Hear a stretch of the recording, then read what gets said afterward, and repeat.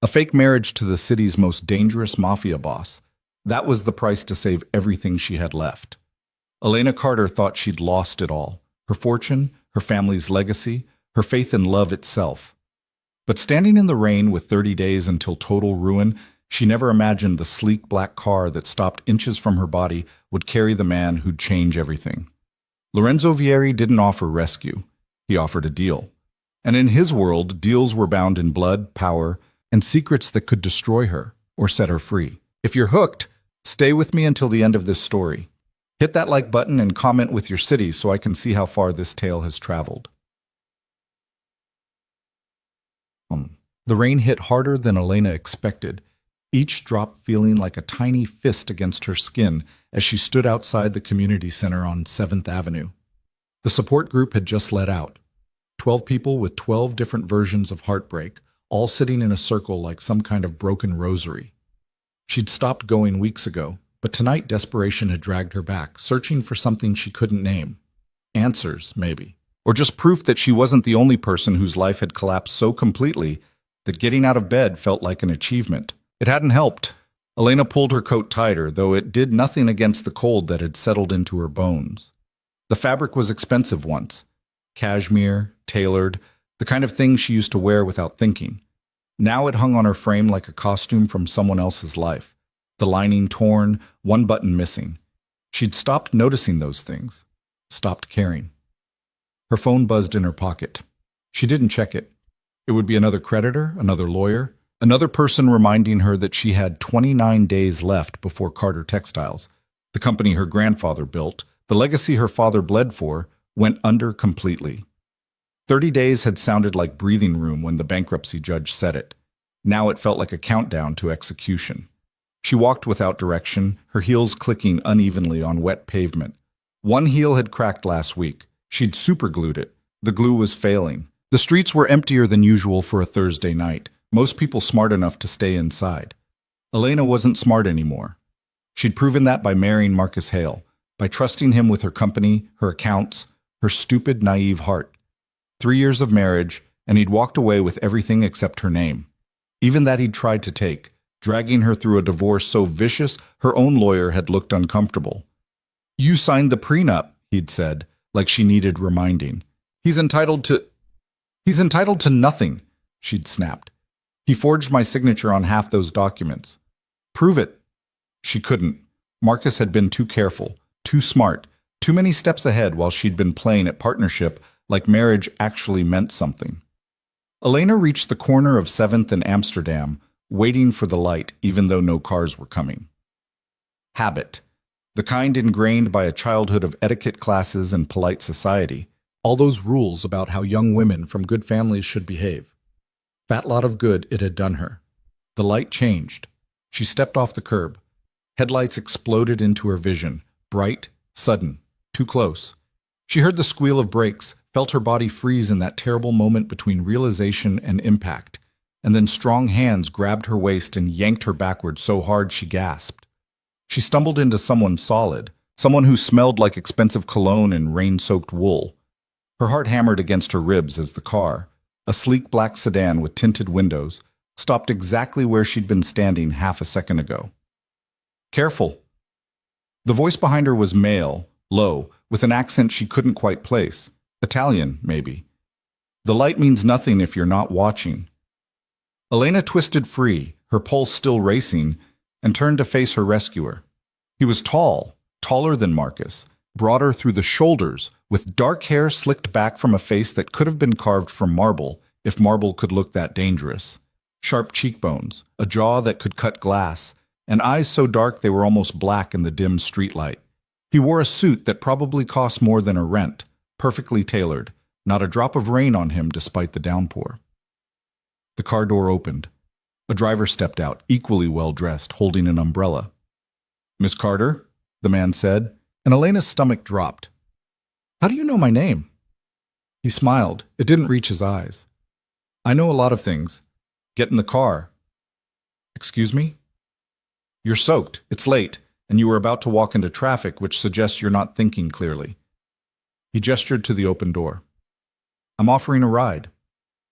Elena took a step back. Every instinct she had left, and there weren't many, screamed danger. This man radiated it like heat, something predatory in the way he stood, the way he looked at her like she was a problem he'd already solved. "I don't get into cars with strangers," she said. "Smart policy." "Unfortunately, I'm not a stranger." He held out his hand. "Lorenzo Vieri." The name hit her like cold water. She'd heard it before, whispered in the same breath as words like organization and family and untouchable. Lorenzo Vieri wasn't just wealthy. He was dangerous, connected, the kind of man whose business stayed out of newspapers because newspapers knew better. "I know who you are," Elena said carefully, "which is exactly why I'm not getting in that car." Lorenzo lowered his hand, unbothered by her refusal. "Then let me be direct. You have 29 days before your company collapses. Your creditors are circling. Your father's health is failing from the stress. Your ex-husband is 3 days from finalizing a deal that will buy Carter Textiles for pennies on the dollar and strip it for parts. You're out of options, Miss Carter. Except one." Her chest tightened. "What are you talking about?" "I'm talking about the reason I'm here. I have a proposition." "I'm not interested in propositions from men like you." "Men like me?" Lorenzo repeated, something almost amused in his tone. "You don't know what kind of man I am." "I know enough." "Then you know I don't make offers lightly, and I don't make them twice." He stepped closer, close enough that she had to tilt her head back to hold his gaze.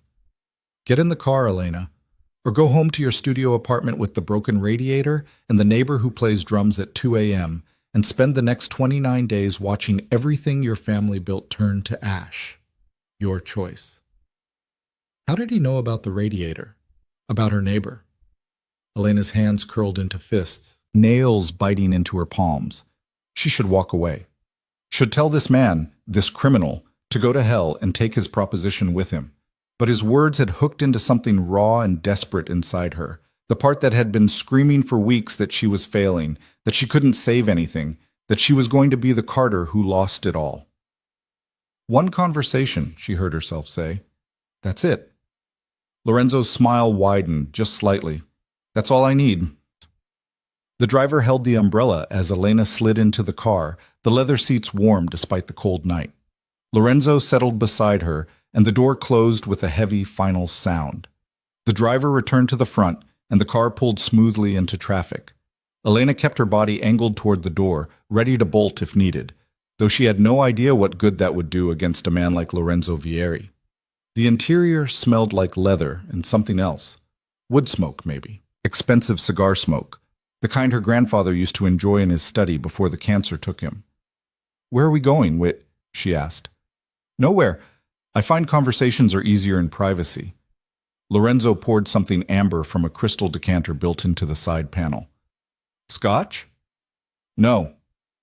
"Suit yourself." He took a sip, completely relaxed, while Elena's nerves felt like live wires. "I'll be brief. I need a wife. You need capital and protection. I'm offering both." Elena laughed, a sharp, humorless sound. "You're offering marriage." "A marriage, there's a difference." "Is there?" "Yes." Lorenzo set his glass down, his gaze steady on hers. "I'm not offering romance, Elena. I'm offering a contract. You marry me. In exchange, I clear your debts, save your company, and ensure your father receives the best medical care available. You'll want for nothing. And what do you get? Legitimacy, optics." He said it like he was discussing a business merger, which Elena supposed he was. "My world is complicated. A wife, the right kind of wife, opens certain doors, makes certain conversations easier.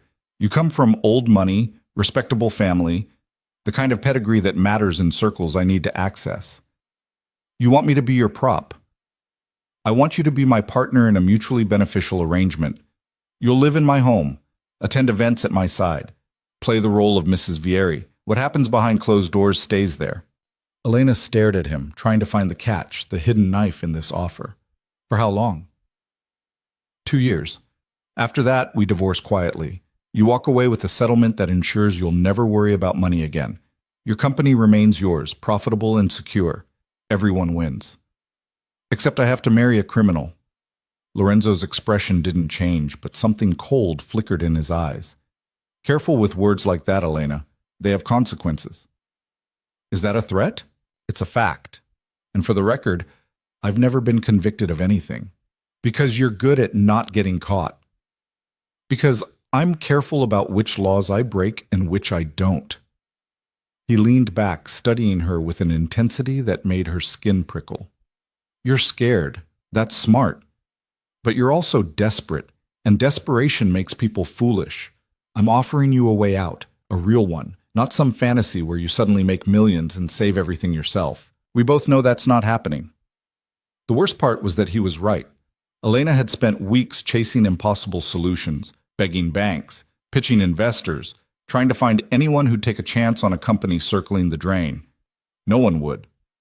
Carter Textiles was too far gone, the debt too deep, the market too competitive. She'd failed. Why me? She asked quietly. If you need legitimacy, there are plenty of women from respectable families who'd jump at this. True, but they'd want something you don't. What's that? Love. A real marriage. The fantasy? Lorenzo's voice held something almost like disdain. You've been through a divorce. You know what marriage really is, a contract, an exchange, two people using each other for mutual benefit. You're not going to expect flowers and anniversary dinners. You're not going to demand affection, I don't feel. You'll take the deal for what it is. Business. Elena swallowed hard. And if I say no, then I'll drop you at your apartment and you'll never see me again. No hard feelings, but no second chances either. The car had been circling the block, she realized, just driving in slow loops while they talked. Rain streaked down the windows, distorting the city lights into shapeless blurs. Outside this car, Elena had nothing. Inside it, she had a devil's bargain with a man who probably had blood on his hands. But he was also offering her father a chance to see the company survive, offering her a way to undo the catastrophe Marcus had created, offering her something, even if that something came wrapped in danger and moral compromise. I need time to think, she said. You have 5 minutes. We're pulling up to your building now. That's not enough time to... It's more than enough. You either want this or you don't. Lorenzo checked his watch. Expensive, understated, the kind that cost 6 figures. 4 minutes. Elena's mind raced. This was insane. This was wrong. This was exactly the kind of decision that would destroy what little remained of her life. But what life did she have left to destroy? A failing company, a father whose heart couldn't take much more stress, and a future working minimum wage because her business degree would be worthless without references Marcus had already poisoned. What would the rules be? She asked. You said it's controlled by rules. Simple ones. You'll live in my home but have your own space. You'll attend events as my wife and present a united front in public. You'll be respectful and discreet. In private, you'll have freedom to do as you please within reason. No affairs, no scandals, nothing that damages my reputation. I'll expect the same courtesy. And your business? Stays separate. You won't be involved. You won't ask questions. What I do isn't your concern. The car stopped. Elena looked out the window and recognized her building, a converted warehouse in a neighborhood that used to be trendy before the luxury developments pushed everyone out. Her apartment was on the 4th floor, no elevator, heat that barely worked, and walls so thin she could hear her neighbor's entire drum practice every night. 2 minutes, Lorenzo said softly. Elena closed her eyes, saw her father's face when the doctors said his blood pressure was dangerously high, saw the factory workers who'd been with Carter Textiles for decades, people who'd lose their pensions when the company folded. Saw Marcus's smug expression in the divorce proceedings, so certain he'd won. She opened her eyes. If I do this, if I have conditions... Lorenzo's eyebrow lifted slightly. Go on. My father can't know it's fake. He'd never accept it, and the stress would kill him. As far as he's concerned, this is real. Agreed. What else? I want full transparency on the financial arrangement. Every debt you're clearing, every investment in the company, all of it in writing and reviewed by a lawyer I choose. Done. Though I'll choose the lawyer, yours would take one look at me and refuse the case. Elena bristled but couldn't argue. Fine. And I want a way out. If this becomes unbearable, if I hurt you, Lorenzo's voice went very quiet. I won't. Whatever else I am, Elena, I don't harm women. That's a line I don't cross. She wanted to believe him, hated that some part of her did believe him, that his words carried a strange kind of certainty. 1 year, she said suddenly. Not 2. 1 year, and then we're done. 18 months, non-negotiable. Why? Because anything less looks suspicious. Marriages fail, but they don't fail in 12 months unless there's abuse or scandal. We need enough time to make it believable. Elena's hands were shaking. She pressed them against her thighs, trying to stop the tremor. If I agree to this, when would... Tomorrow. We'll fly to Nevada, marry at a private chapel, return the same day. Your father will receive a call about a loan approval within the hour. Carter Textiles creditors will be contacted by Monday. Your apartment lease ends this month. Don't renew it. You'll move into my home next week. That's too fast. That's how it needs to be. I don't do anything halfway, Elena. If we're doing this, we do it completely, or not at all. Lorenzo held out his hand again, and this time it felt less like a greeting and more like a contract. Yes or no? Right now. This was the moment, the point of no return. Elena knew if she took his hand, everything would change. Not just her circumstances, but something fundamental about who she was. She'd be choosing survival over morality, practicality over principle. She'd be betting everything on a man she didn't know, didn't trust, couldn't predict. But she'd already lost everything betting on love. Maybe it was time to bet on something else. Elena reached out and placed her hand in Lorenzo's. His grip was firm, warm, completely steady while hers shook. Yes, she whispered. I'll do it. Lorenzo's smile was small, satisfied, the expression of a man who'd never doubted the outcome. Good. Be ready tomorrow at 9 a.m. Pack light. You won't need much of what you have. How will I... I'll send a car. He released her hand and opened the door. Rain blew in, immediately soaking her sleeve.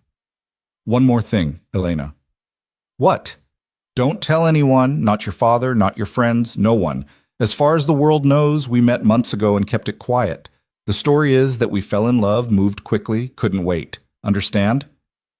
She nodded, throat tight. Good. I'll see you tomorrow. Don't be late. Elena climbed out of the car, and the door closed before she could respond. The sedan pulled away smoothly, taillights disappearing into the rain, leaving her standing on the curb with her broken heel and her impossible decision and the feeling that she'd just signed something in blood. She walked into her building, climbed the 4 flights of stairs, and let herself into the apartment that would soon stop being hers. The radiator clanked uselessly. From upstairs, drums started up, a bass-heavy rhythm that shook the walls. Elena sank onto her second-hand couch and stared at her hand, the one Lorenzo had shaken. It still felt warm. What had she just done? The next morning arrived too quickly, dragged in by gray light and the sound of garbage trucks. Elena hadn't slept. She'd spent the night packing a small suitcase, then unpacking it, then packing it again, trying to decide what you brought to a fake marriage with a mafia boss. In the end, she settled on practical clothes, a few photos of her family, and the pearl necklace her grandmother had given her son. Everything else could stay. At 8:55 a.m., her phone buzzed with a text from an unknown number. Car outside. Elena looked out the window and saw the same black sedan from last night, idling at the curb. No turning back now. She grabbed her suitcase, left her keys on the counter, and walked out of her old life. The driver, a different one from yesterday, just as professionally blank, took her suitcase and opened the door. Lorenzo sat inside, looking impossibly put together in a charcoal suit, his attention on his phone. He glanced up as she slid in. You're early. Good. You said don't be late. I say a lot of things. Most people ignore half of them. He tucked his phone away. Nervous? Should I be? Probably, but it's too late now. The car pulled into traffic, heading toward what Elena assumed was an airport. She watched the city slide past, familiar streets becoming unfamiliar territory, every mile taking her further from the person she used to be. Tell me about your father, Lorenzo said suddenly. Elena blinked. What? Your father, Robert Carter, 68, former CEO of Carter Textiles, currently in semi-retirement due to health issues. He'll need to believe this marriage is real, which means I need to know how to talk to him. What matters to him? The company. It's all he's ever cared about. More than you? The question stung because it was fair. He loves me, but the company is his legacy. It's what he built his whole life around. Losing it would destroy him. Then we'll make sure he doesn't lose it. Lorenzo's voice was matter-of-fact, like saving a failing textile company was as simple as ordering lunch. What else? Hobbies, interests, politics? He golfs. Used to anyway, before his blood pressure got bad. He's conservative, traditional. He'll probably hate that we move so fast, but he'll accept it because he's old-fashioned enough to think marriage is marriage. And your mother? Dead. Cancer. When I was 16. I'm sorry. Don't be. You didn't know her. Elena looked at him. What about your family? Lorenzo's expression closed off, subtle but definite. Not relevant. You asked about mine. Because yours will be part of our story. Mine won't. Why not? Because I said so. His tone made it clear the subject was finished. We'll be in Nevada by noon. The ceremony takes 15 minutes. We'll sign papers, exchange rings, and fly back. Tomorrow I'll call your father and ask for a formal meeting to introduce myself as your husband. You'll be there to sell the story. Think you can manage that? Elena swallowed the instinct to snap at him. She needed to get used to this.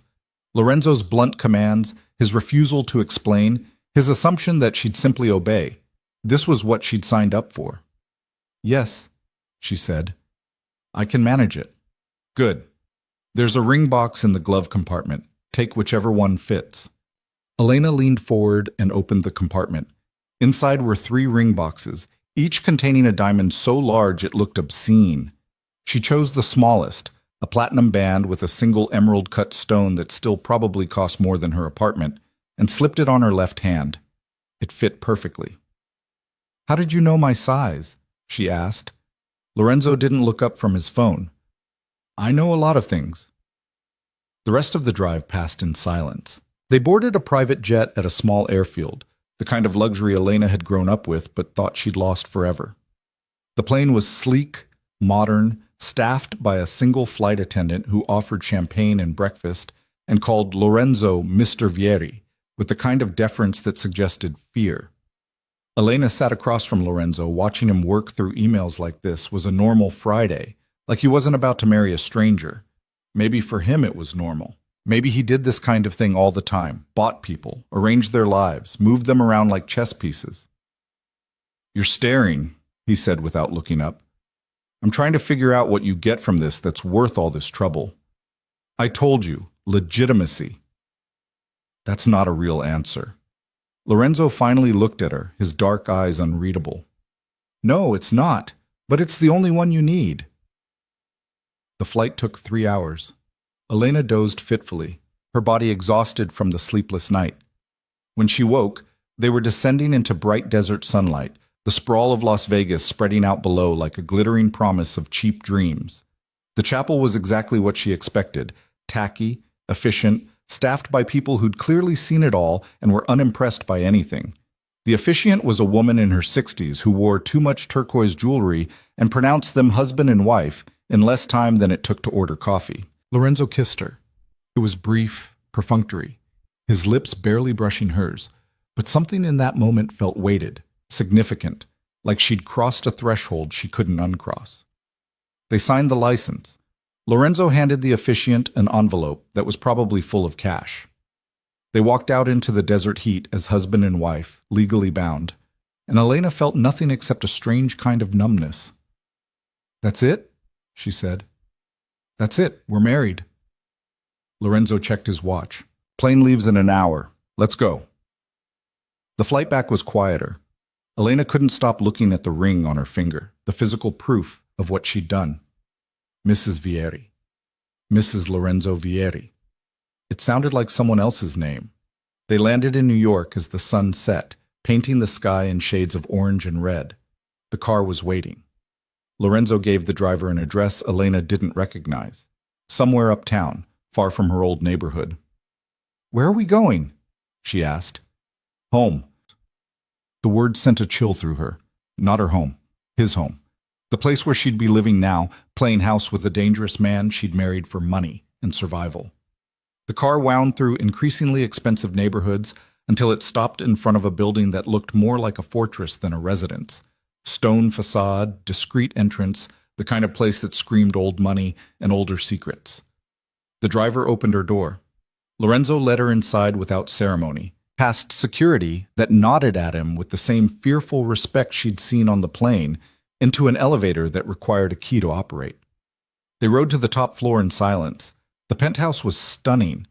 Floor-to-ceiling windows overlooking Central Park, modern furniture that looked expensive and uncomfortable, art on the walls that was probably worth more than Carter textiles.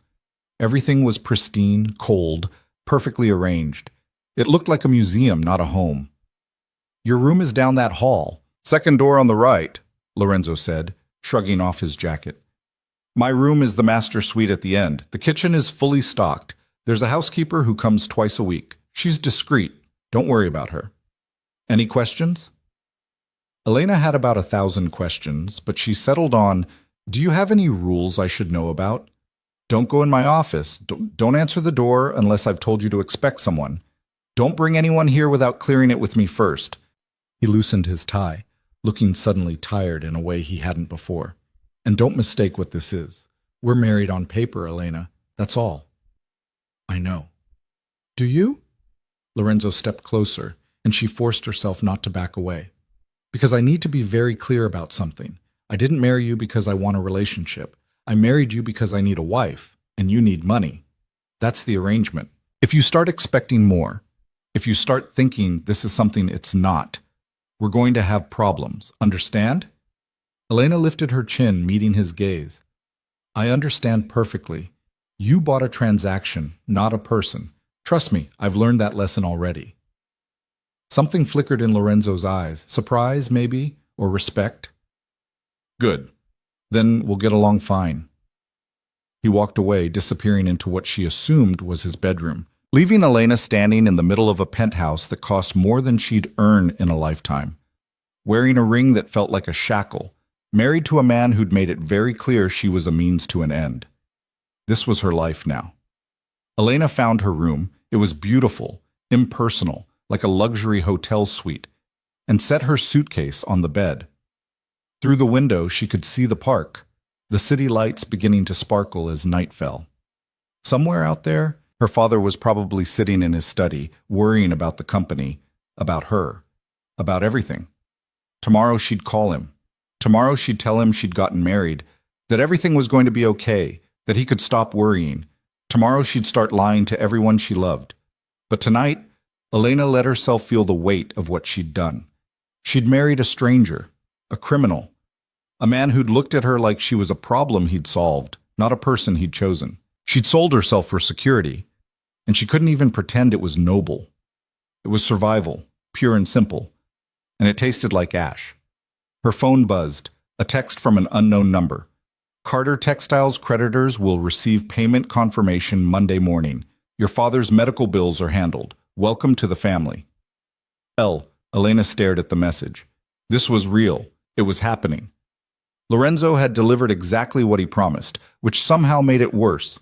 She'd expected delays, complications, maybe even betrayal. But he'd been efficient, direct, exactly as advertised. She was married to a man who kept his word, which should have been comforting. It wasn't. Elena changed into pajamas, crawled into the too-soft bed, and stared at the ceiling until exhaustion finally dragged her under. Her last thought before sleep was a question she couldn't answer. What kind of person had she become? Elena woke to sunlight streaming through unfamiliar windows and the disorienting sensation of not knowing where she was. For 3 confused seconds, she thought she was back in her apartment, that yesterday had been a fever dream. Then she saw the ring on her finger, heavy and foreign, and reality crashed back. She was married to Lorenzo Vieri, and she was living in his penthouse like some kind of kept woman in a Gothic novel, except the Gothic novels never mentioned how the marble floors were cold against bare feet or how the silence in a place this large felt oppressive. Her phone said it was just past 7. Too early to call her father, but she needed to do it soon before he heard from someone else. The thought made her stomach clench. How exactly did you tell your dying father that you'd married a man he'd never met, in a ceremony he hadn't attended, to a person whose last name carried whispers of violence? Elena showered in a bathroom larger than her old bedroom, using products that probably cost more per ounce than she used to spend on groceries. Everything smelled expensive, bergamot and cedar, scents chosen by someone else for someone else's life. She dressed in jeans and a sweater, armor against the strangeness, and ventured out of her room. The penthouse was quiet. No signs of Lorenzo. No sounds except the hum of expensive appliances and the muted noise of the city far below. Elena found the kitchen, all stainless steel and Italian marble, and discovered that fully stocked meant a refrigerator full of prepared meals in glass containers, each labeled with heating instructions. No cereal boxes, no half-empty jars of peanut butter, none of the normal debris of living. It looked like a showroom.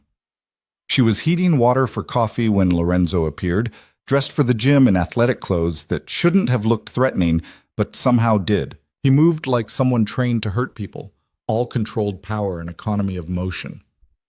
"You're up early," he said, opening the refrigerator and pulling out a protein shake.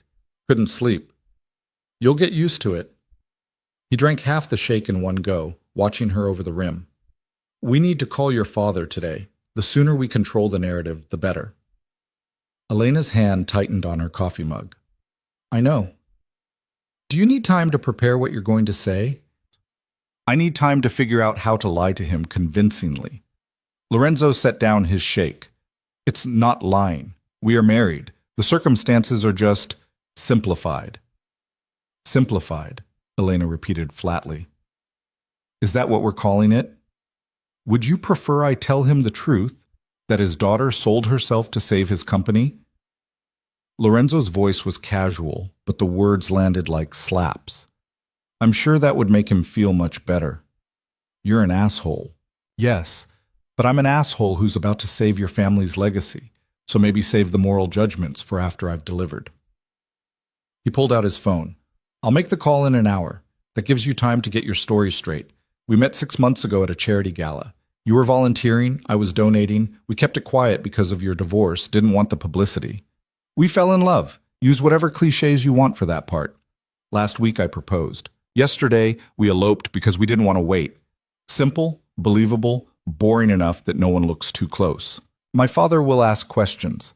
Let him. Just stick to the story." Lorenzo finished his shake and tossed the bottle in recycling with practiced precision. "And Elena, sell it. Whatever you're feeling about this arrangement, about me, bury it. Your father needs to believe you're happy, or this doesn't work." He left before she could respond, disappearing back down the hallway with his phone already at his ear, speaking rapid Italian to someone who wasn't her. Elena stood in the too-perfect kitchen with her too-expensive coffee and tried to figure out how she was going to pull this off. An hour later, she sat on the pristine white sofa while Lorenzo stood by the windows, phone on speaker between them. Her father answered on the third ring. "Elena, it's early, sweetheart. Everything okay?" Hearing his voice made something crack in her chest. "Hi, Dad. Yeah, everything's fine. Better than fine, actually. I have news." "News? Did something happen with the company?" "I got a strange call yesterday from the bank saying, 'Dad, I got married.'" Silence. Long enough that Elena wondered if the call had dropped. Then, "You what?" "I got married. Yesterday. I know it's sudden, and I should have told you sooner, but everything happened so fast, and I—" "Married to who?" "Elena, you've been divorced less than a year. What are you—" "His name is Lorenzo Vieri." She watched Lorenzo, who remained perfectly still, his expression unreadable. "We met 6 months ago. I didn't tell you because of the divorce, because I didn't want you to worry, but Dad, he's wonderful, and he loves me, and when he proposed, I just knew I didn't want to wait." More silence. Elena could picture her father in his study, rubbing his temples the way he did when numbers didn't add up. "Vieri, that name sounds familiar." "He's an import-export," Lorenzo said smoothly, taking over the conversation with the ease of someone who'd lied professionally for years. "Mr. Carter, I apologize for the unconventional introduction. I wanted to meet you properly before the wedding, but your daughter is stubborn when she wants something. Who is this? Lorenzo Vieri, your new son-in-law. And before you ask, yes, I'm aware this is unorthodox. But I love your daughter, sir, and I'd very much like to meet you in person to discuss both her future and the future of Carter Textiles. Elena heard her father's sharp intake of breath. What do you know about the company? I know it's in trouble. I know you've been struggling to secure financing, and I know I can help. Lorenzo's voice was calm, confident, the voice of a man used to getting what he wanted. I have resources and connections. With your permission, I'd like to use them. I don't accept charity. It's not charity. It's family. Elena is my wife now. What affects her affects me. What affects you affects her. I take care of what's mine. The possessiveness in that last sentence made Elena's skin prickle, but her father seemed to hear something else. Security, maybe, or old-fashioned values he approved of. I need to meet you, her father said finally. Both of you, today, if possible. Lorenzo looked at Elena, one eyebrow raised. She nodded. We can be there by noon, Lorenzo said. I'm looking forward to it, sir. After they hung up, Elena let out a breath she didn't know she'd been holding. He's going to hate you. Probably, but he'll accept me because he doesn't have a choice. Lorenzo tucked his phone away. Get dressed, something appropriate for meeting a father-in-law who thinks his daughter made a terrible mistake. Elena stood, anger flashing hot in her chest. You know, you could try being less of a prick about this. Why? You knew what I was when you agreed. Knowing and experiencing are different things. Lorenzo crossed the room in 3 strides, stopping close enough that she had to tilt her head back to hold his gaze. Let me make something very clear. I don't do warm. I don't do gentle. I don't do any of the things you probably want from a husband, even a fake one. What I do is keep my word. I said I'd save your company, and I will. I said I'd protect you, and I will. But I'm not going to pretend to be someone I'm not just to make you comfortable. If that's a problem, we can end this right now. But and let my father lose everything? Your choice, not mine. They stood there, locked in a contest of wills that Elena knew she'd lose. Lorenzo didn't blink, didn't back down, didn't show any sign that her anger affected him at all. He was immovable, implacable, exactly as advertised. Fine, she said quietly. I'll get dressed. She walked away before he could see how much she wanted to cry. The drive to her father's house in Westchester took 90 minutes, most of it spent in tense silence. Lorenzo made phone calls in Italian, his voice low and sharp, dealing with problems Elena didn't want to understand. She watched the suburbs roll past and tried to prepare herself for what was coming. Her father's house looked smaller than she remembered, the gardens less maintained, paint peeling on the shutters.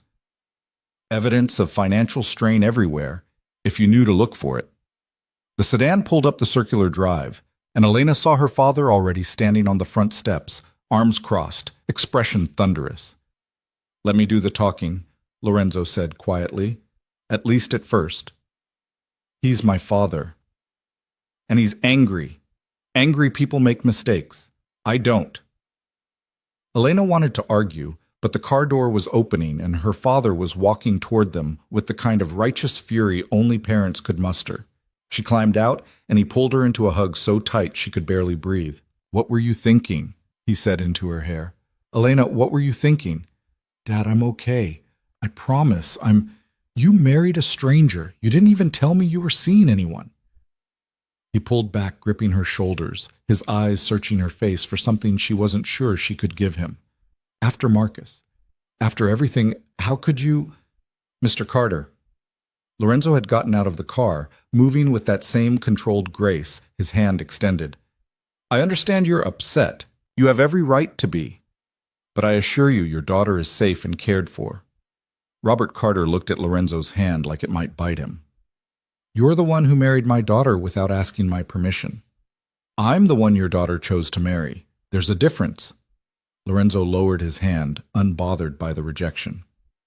May we go inside? I think this conversation deserves privacy. Her father hesitated, then nodded curtly and led them into the house. The interior was the same as Elena remembered. Dark wood, traditional furniture, photos of her mother in every room. It smelled like old books and the cigars her father wasn't supposed to smoke anymore. They settled in the study, her father behind his desk like this was a business negotiation, which Elena supposed it was. Lorenzo sat across from him, completely relaxed, while Elena perched on the arm of a chair, feeling like a child caught between warring parents. "Start talking," her father said, "and it better be good." Lorenzo leaned back, crossing one ankle over his knee. "Your daughter came into my life 6 months ago at the Children's Hospital Charity Gala. She was working the volunteer table. I was there out of obligation, writing a check to feel like I'd contributed something. We started talking. She was different from the women I usually meet, smart, direct, no illusions about who I was or what I did." "And what do you do exactly?" "I facilitate trade, luxury goods primarily. European imports, high-end clients. It's profitable, but not glamorous." The lie came so smoothly that Elena almost believed it herself. "I've built a successful business, Mr. Carter. Successful enough that when Elena told me about Carter Textiles' situation, I had the resources to help. I don't want your money." "Then think of it as an investment. Your company has good bones, good history.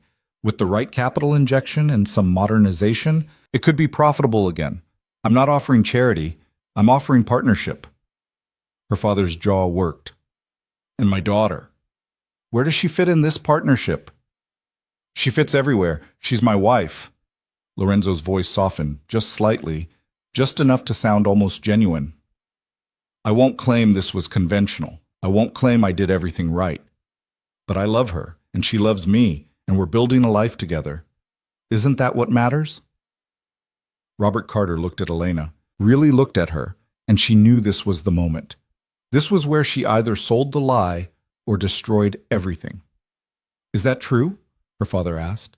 "Elena, look at me. Is that true?" Elena met his eyes and tried to ignore the guilt clawing at her throat. "Yes, Dad. It's true. I love him." The words tasted like poison, but she said them anyway, and watched her father's expression shift from anger to something more complicated. Relief, maybe, or resignation. He wanted to believe her. He needed to believe her, because the alternative was that his daughter had made another catastrophic mistake and he couldn't save her. "He treats you well?" her father asked quietly. "He does." That part wasn't entirely a lie. Lorenzo had been cold, blunt, controlling, but he hadn't hurt her, hadn't raised his voice, hadn't threatened, hadn't done any of the things Marcus had normalized. "He's good to me, Dad. I know it's fast. I know it looks crazy. But after Marcus, I needed someone who was different. Lorenzo is different." Her father's shoulders sagged, the fight going out of him. "You're really married." "We are. I'm sorry I didn't tell you sooner. I'm sorry you weren't there. But I'm happy, and I need you to be happy for me." Robert Carter stood and walked around the desk, pulling Elena into another hug. "I just want you safe, sweetheart. After your mother, after Marcus, I can't lose you too. You won't, I promise." Over her father's shoulder, Elena caught Lorenzo watching them, his expression unreadable. He'd won. He'd gotten exactly what he wanted. A grieving father convinced his daughter had found safety, a business relationship framed as family loyalty. It should have felt like a victory. Instead, it felt like Elena had just lied to the one person who'd never lied to her, and there was no taking it back. Her father pulled away, wiping his eyes quickly, embarrassed by the emotion. All right, if this is what you want, then welcome to the family, I suppose." He extended his hand to Lorenzo, who stood and shook it firmly. "But let me be clear, you hurt her, and I don't care what kind of resources you have. I'll make you regret it." "Understood," Lorenzo said, "and appreciated. A father should protect his daughter." They talked business after that, her father and Lorenzo poring over financial documents that Lorenzo had somehow already prepared, discussing restructuring plans and market strategies with a fluency that surprised Elena. Lorenzo knew the textile industry better than she'd expected, asked smart questions, made observations that had her father nodding in agreement. By the time they left 2 hours later, Robert Carter looked less like a man watching his daughter make a mistake and more like a man who'd found an unexpected ally. In the car, Elena stayed silent until they'd cleared the driveway. Then, "You researched the company?" "Of course I did. How long have you been planning this?" Lorenzo glanced at her. "Planning what?" "This. Me. All of it. You didn't just happen to stop your car that night. You knew who I was, knew about the company, probably knew I'd be desperate enough to say yes." "How long?" "Does it matter?" "Yes, it matters to me." Lorenzo was quiet for a long moment, watching the road. 3 weeks. I've been watching you for 3 weeks. The confession hit Elena like ice water. You've been stalking me. I've been assessing an investment. There's a difference. No, there really isn't. Her hands curled into fists. You had no right. I had every right to protect my interests. You think I'd marry someone without knowing exactly who they were? Lorenzo's voice was cold, matter-of-fact. I knew about your divorce, your debts, your father's illness. I knew you were desperate and running out of options. I knew you'd say yes if I timed it right, and I was correct. You manipulated me. I made you an offer. You accepted. That's not manipulation, Elena. That's business. She wanted to scream at him, to demand he take her back to the penthouse so she could pack her things and leave. But she'd already lied to her father, already committed to this path, and walking away now would destroy everything Lorenzo had just promised to save. I hate you, she said quietly. You'll get over it. Lorenzo merged onto the highway, his attention already elsewhere. We have a dinner party tomorrow night. Business associates, their wives, the usual social performance. You'll need something appropriate to wear. There's a boutique that delivers. I'll have them send options this afternoon. I can buy my own clothes. Not the kind you'll need for tomorrow. These events have expectations. He glanced at her. I'm not trying to insult you. I'm trying to prepare you. My world has rules, and breaking them has consequences. Elena stared out the window, watching the city approach. What kind of consequences? The kind where people notice, where they talk, where they start asking questions I don't want asked. His hands tightened on the steering wheel just slightly. You represent me now. How you look, how you act, who you talk to. It all reflects on me. I need you to understand that. So I'm supposed to be your perfect accessory. You're supposed to be my wife. There's a difference, even if you can't see it yet. They didn't speak again until the car pulled up to the penthouse. Elena went straight to her room, closed the door, and stood in the center of the expensive space feeling more trapped than she'd ever felt in her tiny apartment with the broken radiator. At least there, she'd been poor but free. Here, she was comfortable and owned. Her phone buzzed. A text from her father. Thank you for introducing me to Lorenzo. He seems like a good man. I'm happy for you, sweetheart. The guilt was immediate and overwhelming. Elena sat on the edge of the bed, staring at the message, and wondered how many more lies she'd have to tell before this was over. 18 months. She could survive 18 months of anything, couldn't she? A knock on her door interrupted her spiral. What? Lorenzo opened the door without waiting for permission, holding several garment bags. The boutique delivered early. Try these on. Pick what works. The party starts at 8 tomorrow. We'll leave at 7:30. I didn't say I was going. Yes, you did. When you married me, you agreed to all of this. He laid the garment bags on the bed. And before you argue, remember that your father thinks you're happy, that you chose this. If you want to keep him believing that, you'll show up tomorrow looking like you belong at my side. Elena stood, crossing her arms. You know what's funny? Marcus used to do the same thing. Tell me what to wear, where to go, who to talk to. I thought marrying you would be different. It is different. I'm doing it to protect you, not control you. You really believe that, don't you? Lorenzo stepped closer, and Elena refused to back away even though every instinct screamed at her to maintain distance. What I believe, he said quietly, is that you made a choice. A hard choice. Maybe even a bad choice. But yours. You can resent me for it. You can hate me for it, but you can't pretend you're a victim. You walked into that car knowing exactly what I was offering. I walked into that car because I was desperate, and I gave you a way out of that desperation. You're welcome. He turned to leave, then paused at the door. Try the blue dress. It'll look good on you. After he left, Elena unzipped the garment bags with shaking hands. Inside were dresses that probably cost more than she used to make in a month, each one more beautiful and impractical than the last.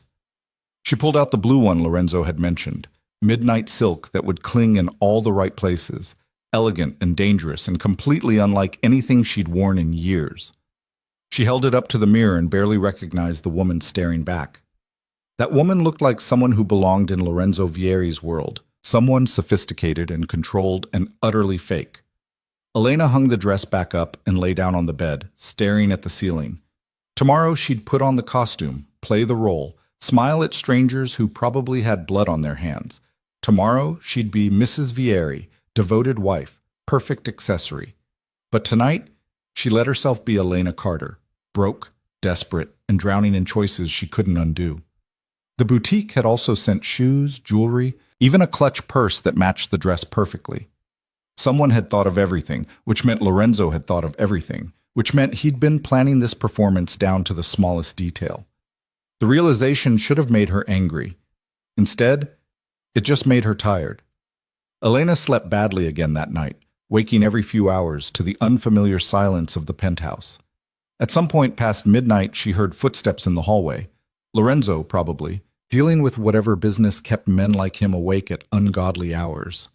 She stayed very still, listening to him move through the apartment, and wondered what kind of person could live like this. Always controlled, always performing, never letting anyone see past the careful construction. Maybe that was the real difference between her and Lorenzo. She still had pieces of herself she wanted to protect. He'd given up on protection years ago and built armor instead. Morning came too quickly. Elena forced herself through the motions. Shower, coffee, small talk with Lorenzo over breakfast that felt like a rehearsal for later.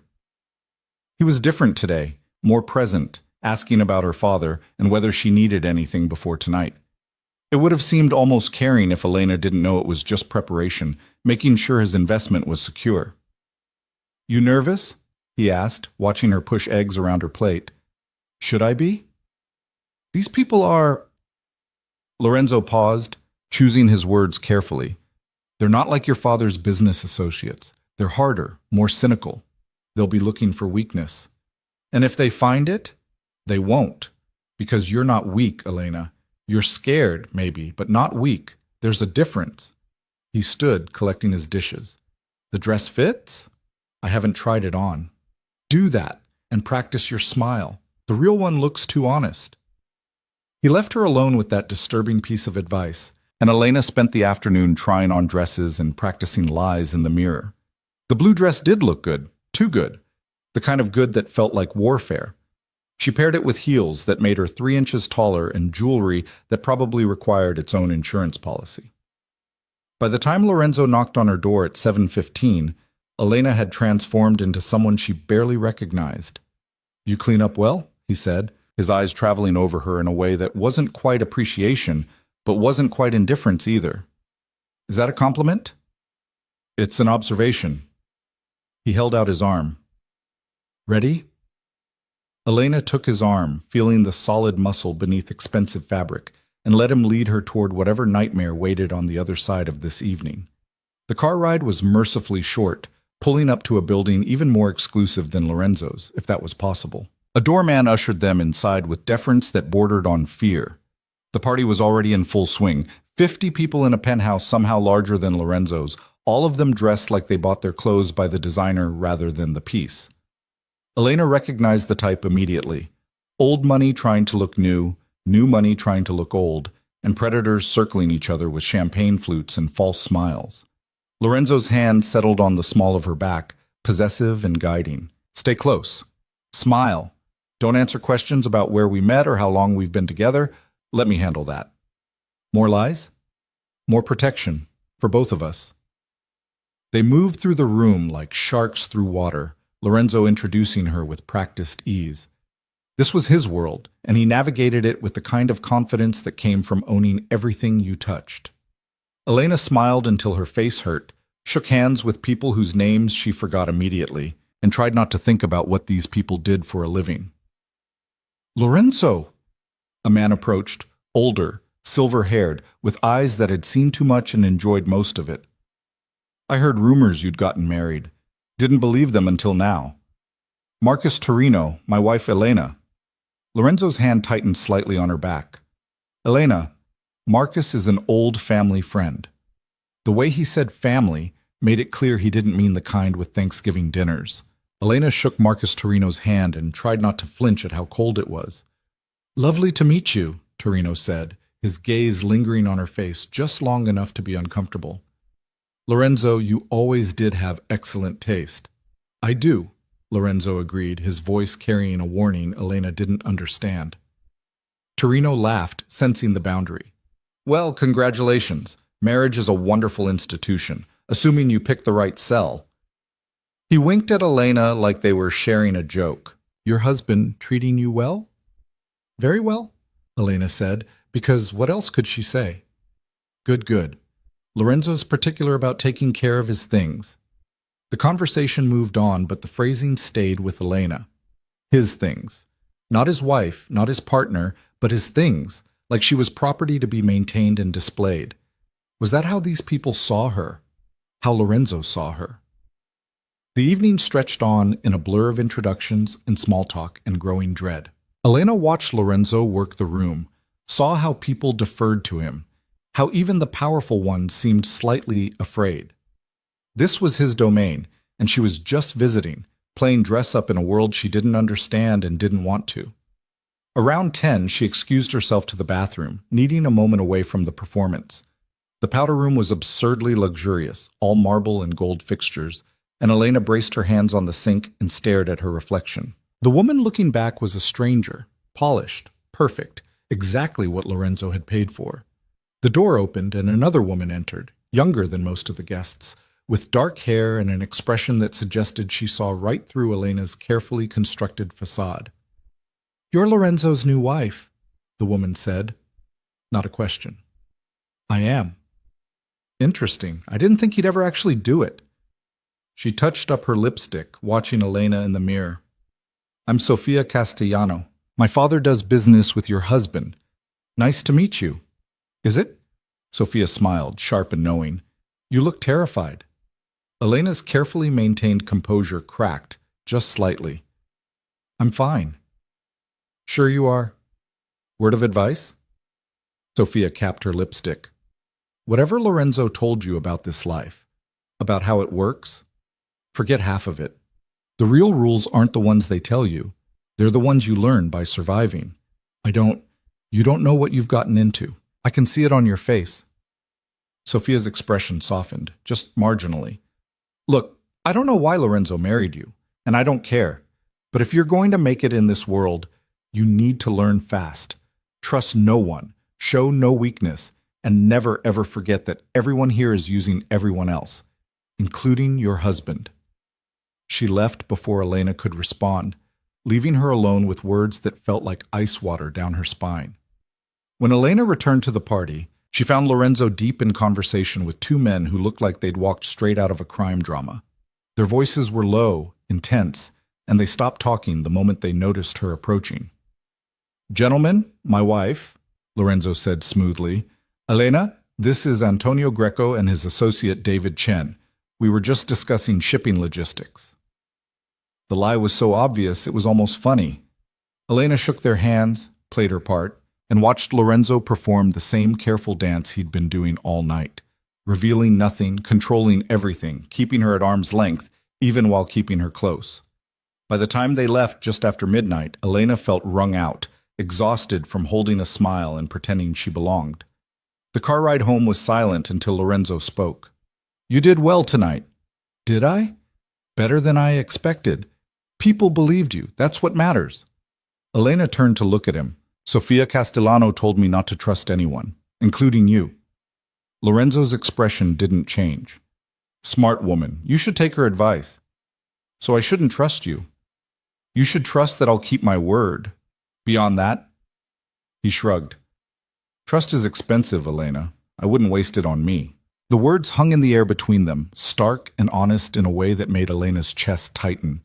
She wanted to ask what kind of person told you not to trust them.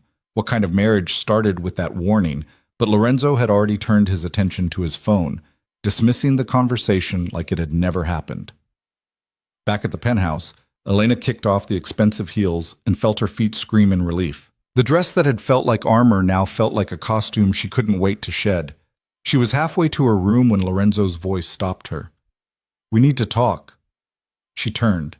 He'd loosened his tie, shed his jacket, and somehow that small concession to comfort made him look more dangerous, not less. "About what?" "About what comes next. You handled tonight well, but that was easy. The real test comes in 3 days." "What happens in 3 days?" Lorenzo poured himself a drink, scotch, neat, the kind that costs more than most people's car payments.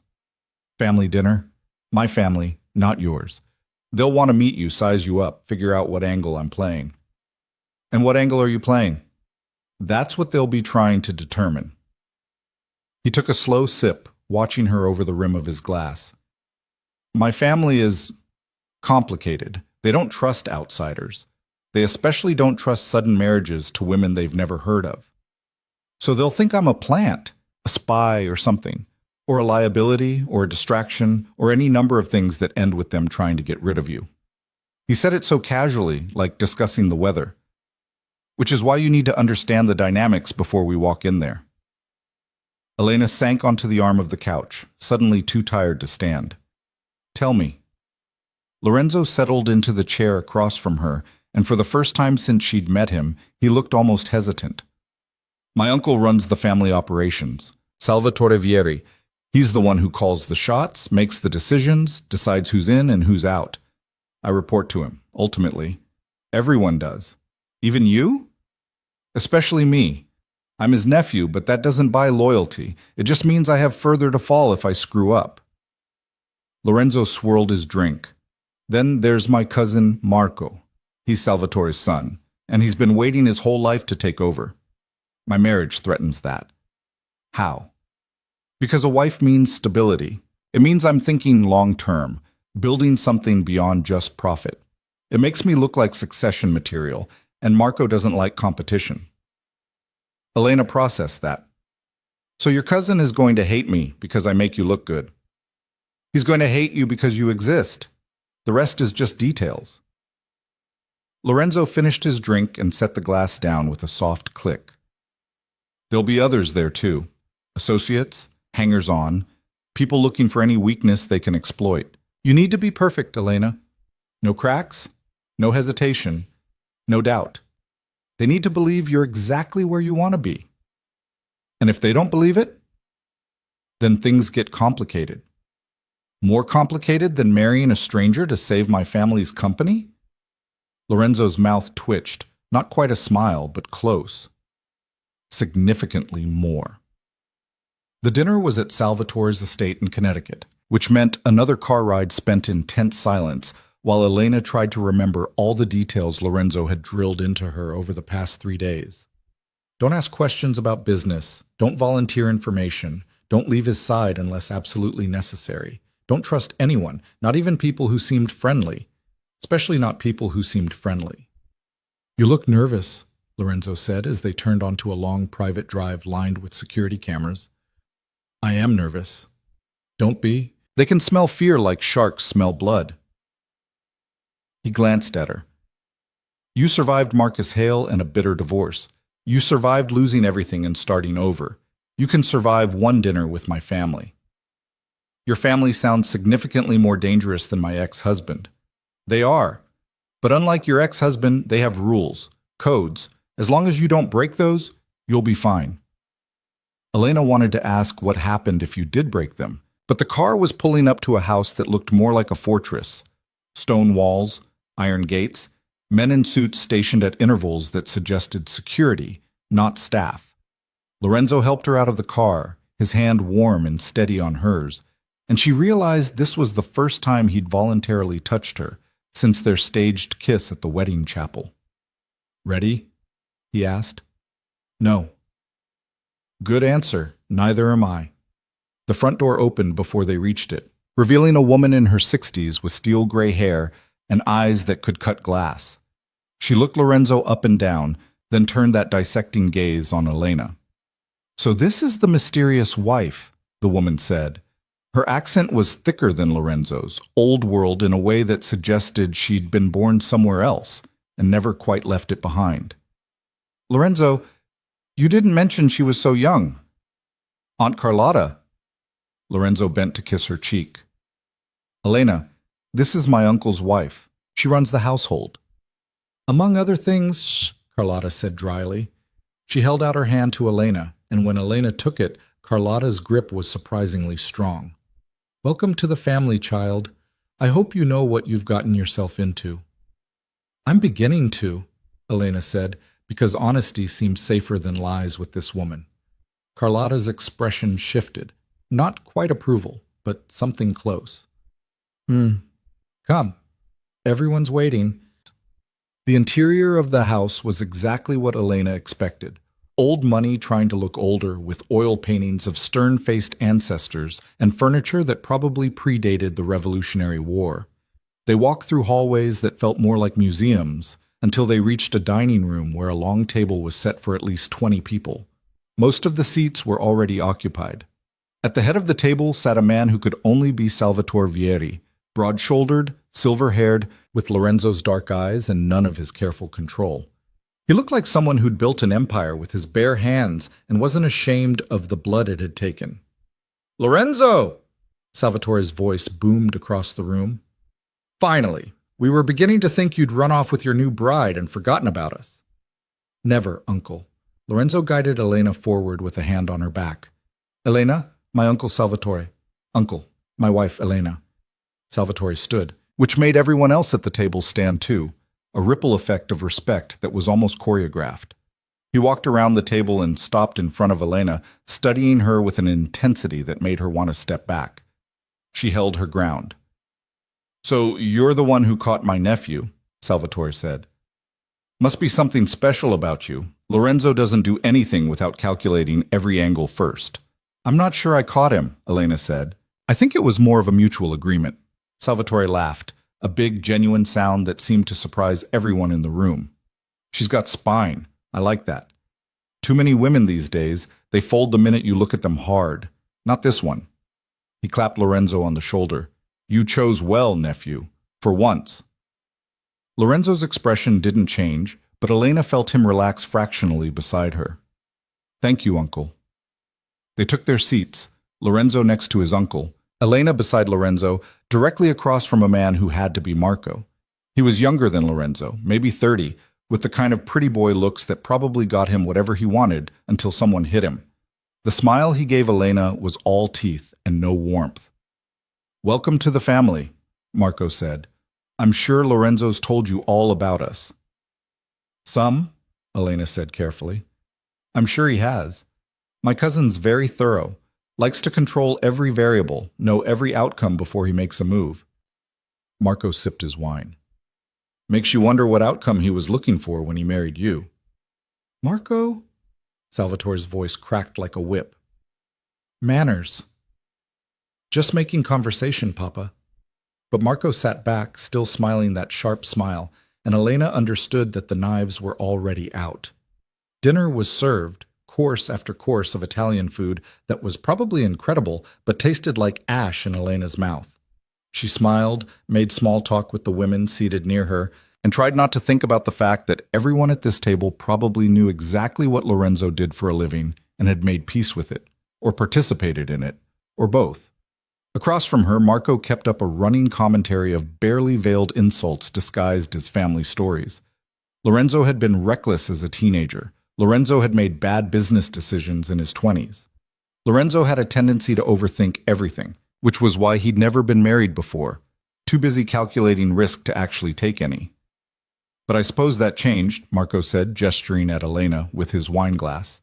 What was it about her that made you finally take the leap, cousin? The eyes? The smile? Or was it something more practical? Lorenzo's hand found Elena's under the table, squeezing once, a warning or a comfort, she couldn't tell. It was everything, he said evenly. Some things can't be calculated, Marco. Some things you just know. How romantic! Marco's smile widened. Tell me, Elena, how did you two meet? Lorenzo's been very secretive about the whole thing. This was the test, Elena realized. Marco wasn't asking because he cared. He was asking because he wanted to see if their story held up under scrutiny, if she'd stumble over details or contradict something Lorenzo had said. A charity gala, Elena said, repeating the lie they'd practiced. 6 months ago. I was volunteering. He was there on business. We started talking, and she shrugged, aiming for casual. Sometimes you just connect with someone, you know? 6 months is a long time to keep a relationship secret, Marco observed, especially in our circles. People talk. We were careful, Lorenzo said. Elena was going through a divorce. I wanted to protect her privacy. How considerate. Marco leaned back, still watching Elena like she was a puzzle he was determined to solve. And you didn't think it was strange, Elena, that a man like my cousin wanted to marry you so quickly? Didn't question what he might be getting out of the arrangement? That's enough. Salvatore's voice cut through the tension like a blade. Marco, you're being rude to our guest. I'm just asking questions, Papa, trying to get to know my new cousin-in-law. You're being an ass and everyone knows it. Salvatore turned to Elena, his expression softening. You'll have to forgive my son. He forgets his manners when he drinks. Lorenzo, why don't you show Elena the gardens? Give her a break from this circus. Lorenzo stood immediately, helping Elena from her chair. Good idea. We'll be back for dessert. They walked through French doors onto a terrace that overlooked ground so perfectly manicured they looked artificial. The air was cold, sharp with the promise of winter, and Elena wrapped her arms around herself. That was worse than I expected, Lorenzo said quietly. Is it always like that? Marco's always like that. He's been trying to undermine me since we were kids. Lorenzo loosened his tie, staring out at the dark gardens. He's also not wrong. Our marriage is convenient, calculated, everything he accused me of. So why defend it? Because it's nobody's business but ours. He turned to face her.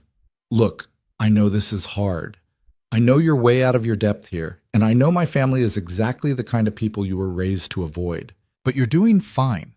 Better than fine. You held your ground in there. Elena laughed, a short, bitter sound. I lied to your uncle. To all of them. I sat at that table and smiled while your cousin tried to tear me apart with politeness, and the whole time I was thinking about how I'm the biggest fraud in that room. You're not a fraud. You're playing a role, same as everyone else. That doesn't make it better. Lorenzo was quiet for a moment, then reached out and tucked a strand of hair behind her ear, a gesture so unexpected and gentle that Elena froze. You want to know the truth? He said. You're the only honest person in that room. Everyone else has been lying so long they've forgotten what truth looks like. But you? You still feel guilty about it. That's not fraud, Elena. That's humanity. She didn't know what to say to that. Didn't know how to process Lorenzo Vieri, cold, calculating criminal, saying something that sounded almost kind. Before she could respond, the French doors opened again and Carlotta appeared. Lorenzo, your uncle wants you inside. Business. Her gaze flicked to Elena. You come with me, child. The men will be talking for a while, and you don't want to be standing out here in the cold. Lorenzo squeezed Elena's hand once, then disappeared back inside. Carlotta watched him go, then turned that sharp gaze on Elena. Walk with me. It wasn't a request. Elena followed Carlotta down a path that wound through the gardens, gravel crunching under their feet. They walked in silence until they were far enough from the house that voices wouldn't carry. You're not what I expected, Carlotta said finally. What did you expect? Someone harder, more calculating. Lorenzo doesn't do anything without a reason, so when he married you... Carlotta shrugged. I thought you must be playing an angle, but watching you tonight, I don't think you are. I think you're exactly what you appear to be, a young woman who got in over her head and doesn't know how to swim yet. Elena's throat tightened. Is it that obvious? Only to someone who's been watching this family for 40 years. To the men in there? No. They see what they want to see, another acquisition, another asset. But I see a girl who's terrified and trying very hard to hide it. They reached a fountain, water trickling despite the cold. Carlotta sat on the edge, patting the stone beside her. Elena sat. Let me tell you something about this family, Carlotta said. The men, they think they run everything. They make the decisions, move the money, decide who lives and who doesn't. But the women? We survive them. We outlive them. We raise their children and bury their bodies and keep the family going when they're too stupid or too dead to do it themselves. You understand what I'm saying? I think so. You're Lorenzo's wife now. That means you're family, whether Marco likes it or not, whether Salvatore trusts you or not. And family looks out for family. Carlotta pulled a card from her pocket and pressed it into Elena's hand. That's my private number. You call me if anything happens. If Lorenzo gets himself into trouble he can't get out of. If someone threatens you. If you need help and don't know where else to turn. You call me. Elena stared at the card. Why would you help me? Because I see something in you that reminds me of myself 40 years ago. And because Lorenzo chose you, which means either he sees something worth protecting or he's made a mistake. Either way, you'll need someone in your corner who isn't a man. Carlotta stood, smoothing her dress. Come, we should get back before they start wondering where we went. They returned to find the men gathered in what Salvatore called his study, a room full of leather and dark wood and cigar smoke despite the no-smoking laws. Lorenzo looked up when Elena entered, something tense in his shoulders relaxing when he saw her. Everything all right? He asked quietly. Fine. Your aunt gave me a tour of the gardens. He didn't look convinced, but Salvatore was already talking again, pulling Lorenzo back into whatever conversation was happening. Elena found a seat near the door, trying to be invisible, while the men discussed shipping routes and payment schedules and other things that sounded almost legitimate but probably weren't. Marco appeared beside her, holding 2 glasses of wine. He offered her one. Peace offering, he said. I was an ass at dinner. Elena took the glass but didn't drink. You were. It's nothing personal. I just need to make sure you're not here to hurt my family. I'm not here to hurt anyone. That's what they all say. Marco sipped his wine, watching the men. You know what Lorenzo does, right? What all of this is? I know enough. Do you? Do you know how many people he's hurt, how many lives he's ruined? Marco's voice was low, almost gentle. My cousin's good at making things look clean, legitimate. But there's blood on his hands, Elena. A lot of it. And now there's going to be blood on yours too, just by association. Elena's fingers tightened on the glass. Why are you telling me this? Because you seem like a nice person. And nice people don't last long in this world. They either break, or they become something else. Something harder. He smiled, sad and strange. I'm just trying to figure out which one you'll be. Before Elena could respond, Lorenzo was there, his hand finding her elbow. We should go. It's late. Running away already? Marco asked. Going home. There's a difference. Lorenzo's voice was cold, final. Uncle, thank you for dinner. We'll see you next month at the, Actually, Lorenzo, one more thing. Salvatore stood, and the room went quiet. I need you in Chicago next week. The situation with the Castellano family is getting complicated, and I need someone I trust to handle it. Elena felt Lorenzo tense beside her. How long? 3, maybe 4 days. Take Elena if you want. Make it a trip. Show her the city. Salvatore's tone made it clear it wasn't a suggestion. Unless she'd rather stay here, which is also fine. She'll come with me, Lorenzo said immediately. Too quickly, Elena thought. Like the idea of leaving her here alone scared him more than bringing her into whatever Chicago business was. They left shortly after, Elena's head spinning from wine and revelations and the weight of Marco's warnings. The car ride back was silent until they hit the highway. My cousin talked to you, Lorenzo said. Not a question. He did. What did he say? Elena looked at him, at the sharp profile illuminated by passing headlights. He said there's blood on your hands, that I'm complicit now just by being your wife. Is that true? Lorenzo was quiet for so long, Elena thought he wouldn't answer. Then, yes, it's true. I've done things, hurt people, made decisions that ruined lives. And you are complicit, whether you want to be or not. That's what marriage to me means. Why are you telling me this? Because you asked, and because you deserve to know what you're part of. He glanced at her. Does it change anything? Did it? Elena thought about her father, about Carter Textiles, about the fact that she'd already sold herself for security and couldn't unsell herself now. No, she said finally. I knew what you were when I married you.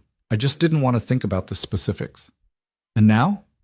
Now I don't have a choice, so I guess I'll just have to live with it. The admission hung between them, stark and honest, and Elena realized something had shifted. They weren't pretending anymore, not with each other, at least. Whatever this marriage was, it was built on brutal truths instead of pretty lies, and somehow that felt more stable than anything she'd had with Marcus. When they got back to the penthouse, Elena went straight to her room and changed into pajamas, exhausted down to her bones. She was about to turn off the light when her phone buzzed with a text from an unknown number. You did well tonight, but watch Marco. He's dangerous when he feels threatened. See Carlotta. Elena saved the number and typed back a quick thank you, then lay in the dark thinking about blood and complicity and the fact that she was now part of something she'd never be able to fully escape. A knock on her door startled her upright. Yeah? Lorenzo opened the door, still dressed but with his tie gone and his shirt unbuttoned at the collar. Can't sleep? Not really. You? Never could after family dinners. He leaned against the door frame. About Chicago. You don't have to come if you don't want to. I can make an excuse. Your uncle said I should come. My uncle says a lot of things. Doesn't mean you have to do them. Lorenzo ran a hand through his hair, messing it up in a way that made him look younger, less dangerous. Look, Chicago is going to be complicated. There are people there who won't be as polite as Marco, who won't pretend to welcome you. If you come, you need to understand it's going to be worse than tonight. But you want me to come, Elena said, reading between the lines. I want you safe, which means keeping you where I can see you. So I'm not safe here alone? Lorenzo's jaw tightened. Let's just say my family has a way of testing boundaries when I'm not around. Better you come with me. Elena pulled her knees to her chest, thinking. Chicago meant more lies, more dangerous people, more situations she didn't understand. But it also meant not being alone in this penthouse, not being vulnerable to whatever Marco or anyone else might do while Lorenzo was gone. Okay, she said. I'll come. Something that might have been relief crossed Lorenzo's face. Okay.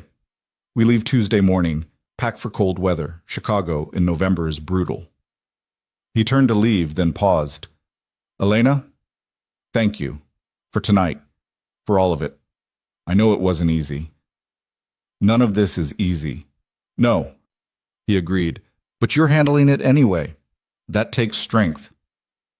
After he left, Elena sat in the dark and tried to figure out when exactly she'd stopped hating Lorenzo Vieri and started... what? Not trusting him, exactly, but maybe understanding him. Seeing past the cold exterior to whatever was underneath, something harder and more complicated than she'd expected. The next few days passed in a strange kind of limbo. Lorenzo was gone most of the time, handling business he didn't explain.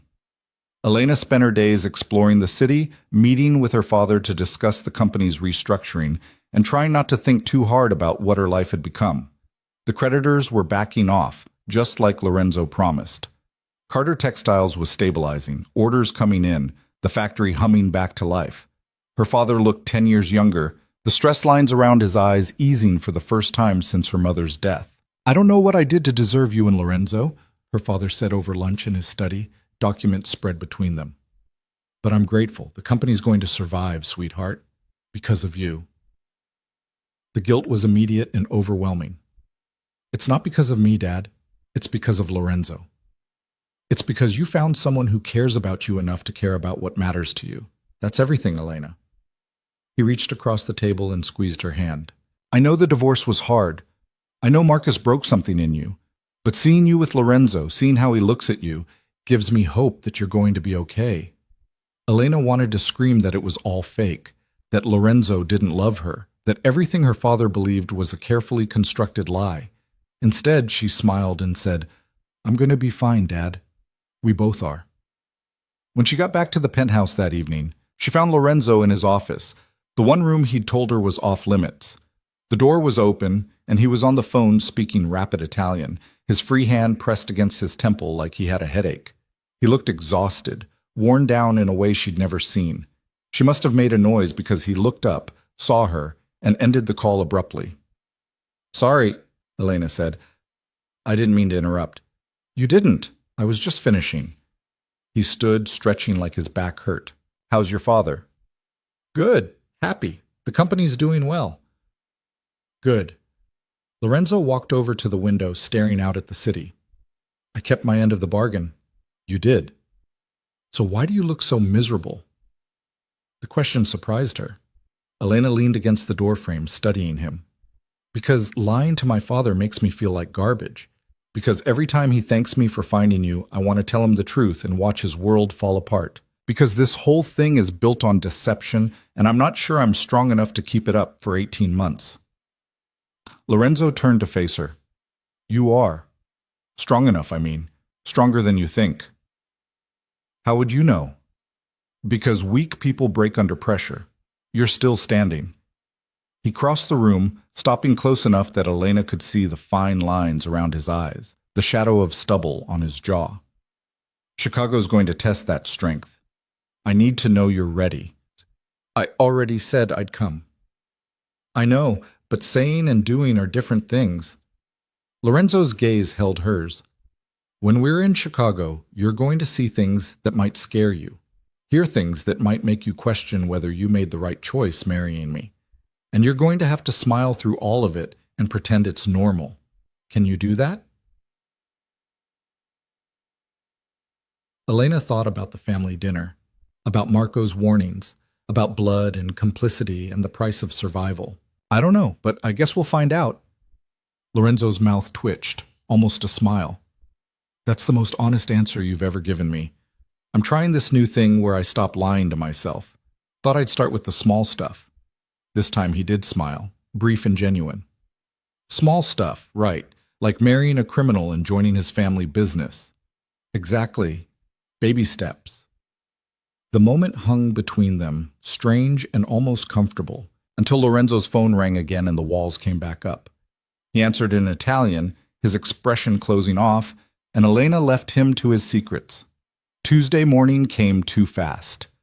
Elena packed for Chicago the way she'd packed for Vegas, minimal clothes, maximum anxiety, and tried to prepare herself for whatever was coming.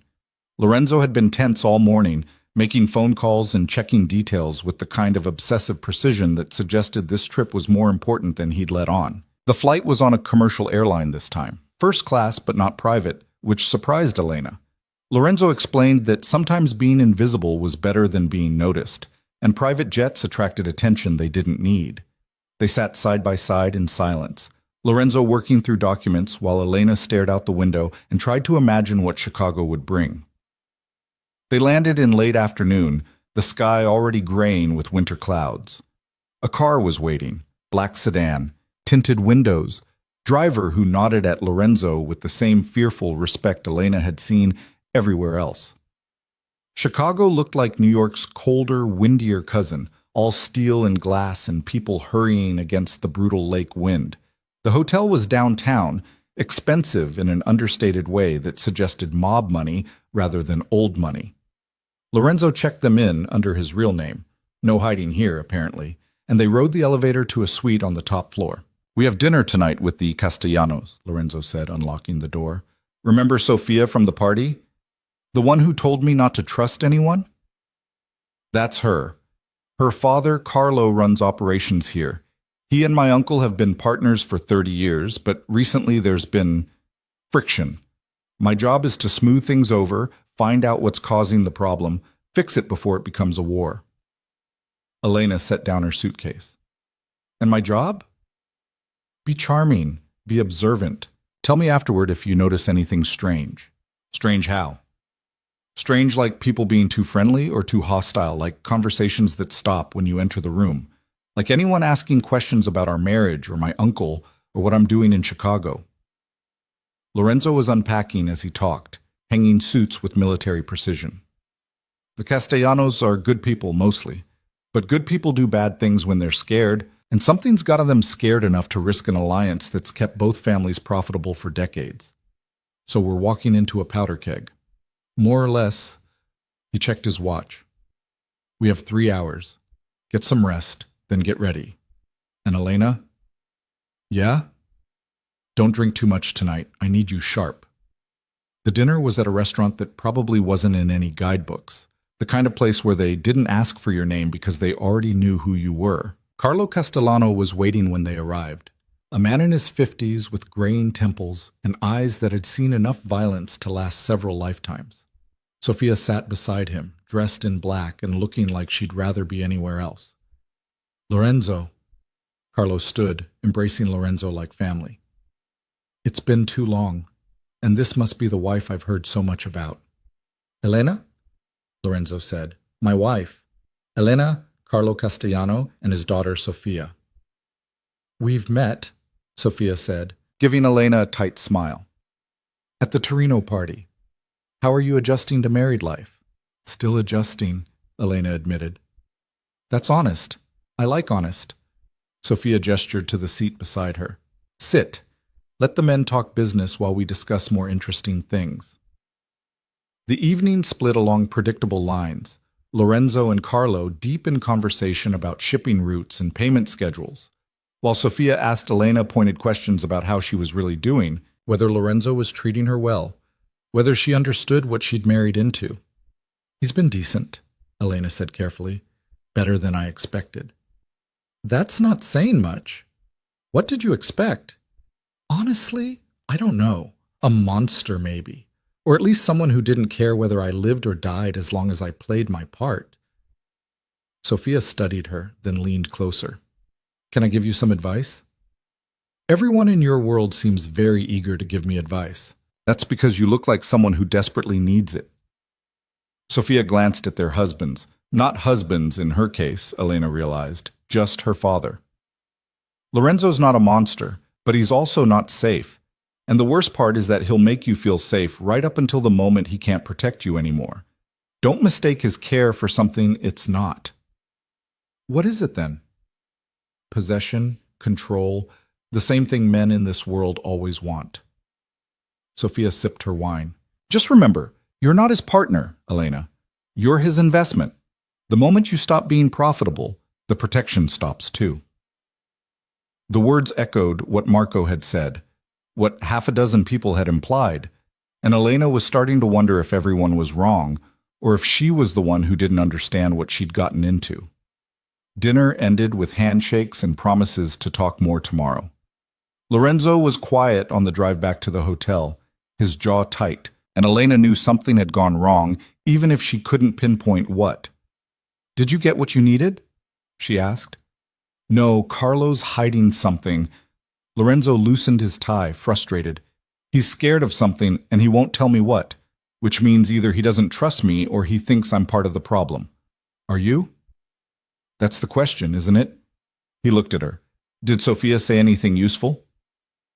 Elena hesitated, then decided honesty was less dangerous than half-truths. She said, you'll protect me until I stop being profitable, that I'm an investment, not a partner.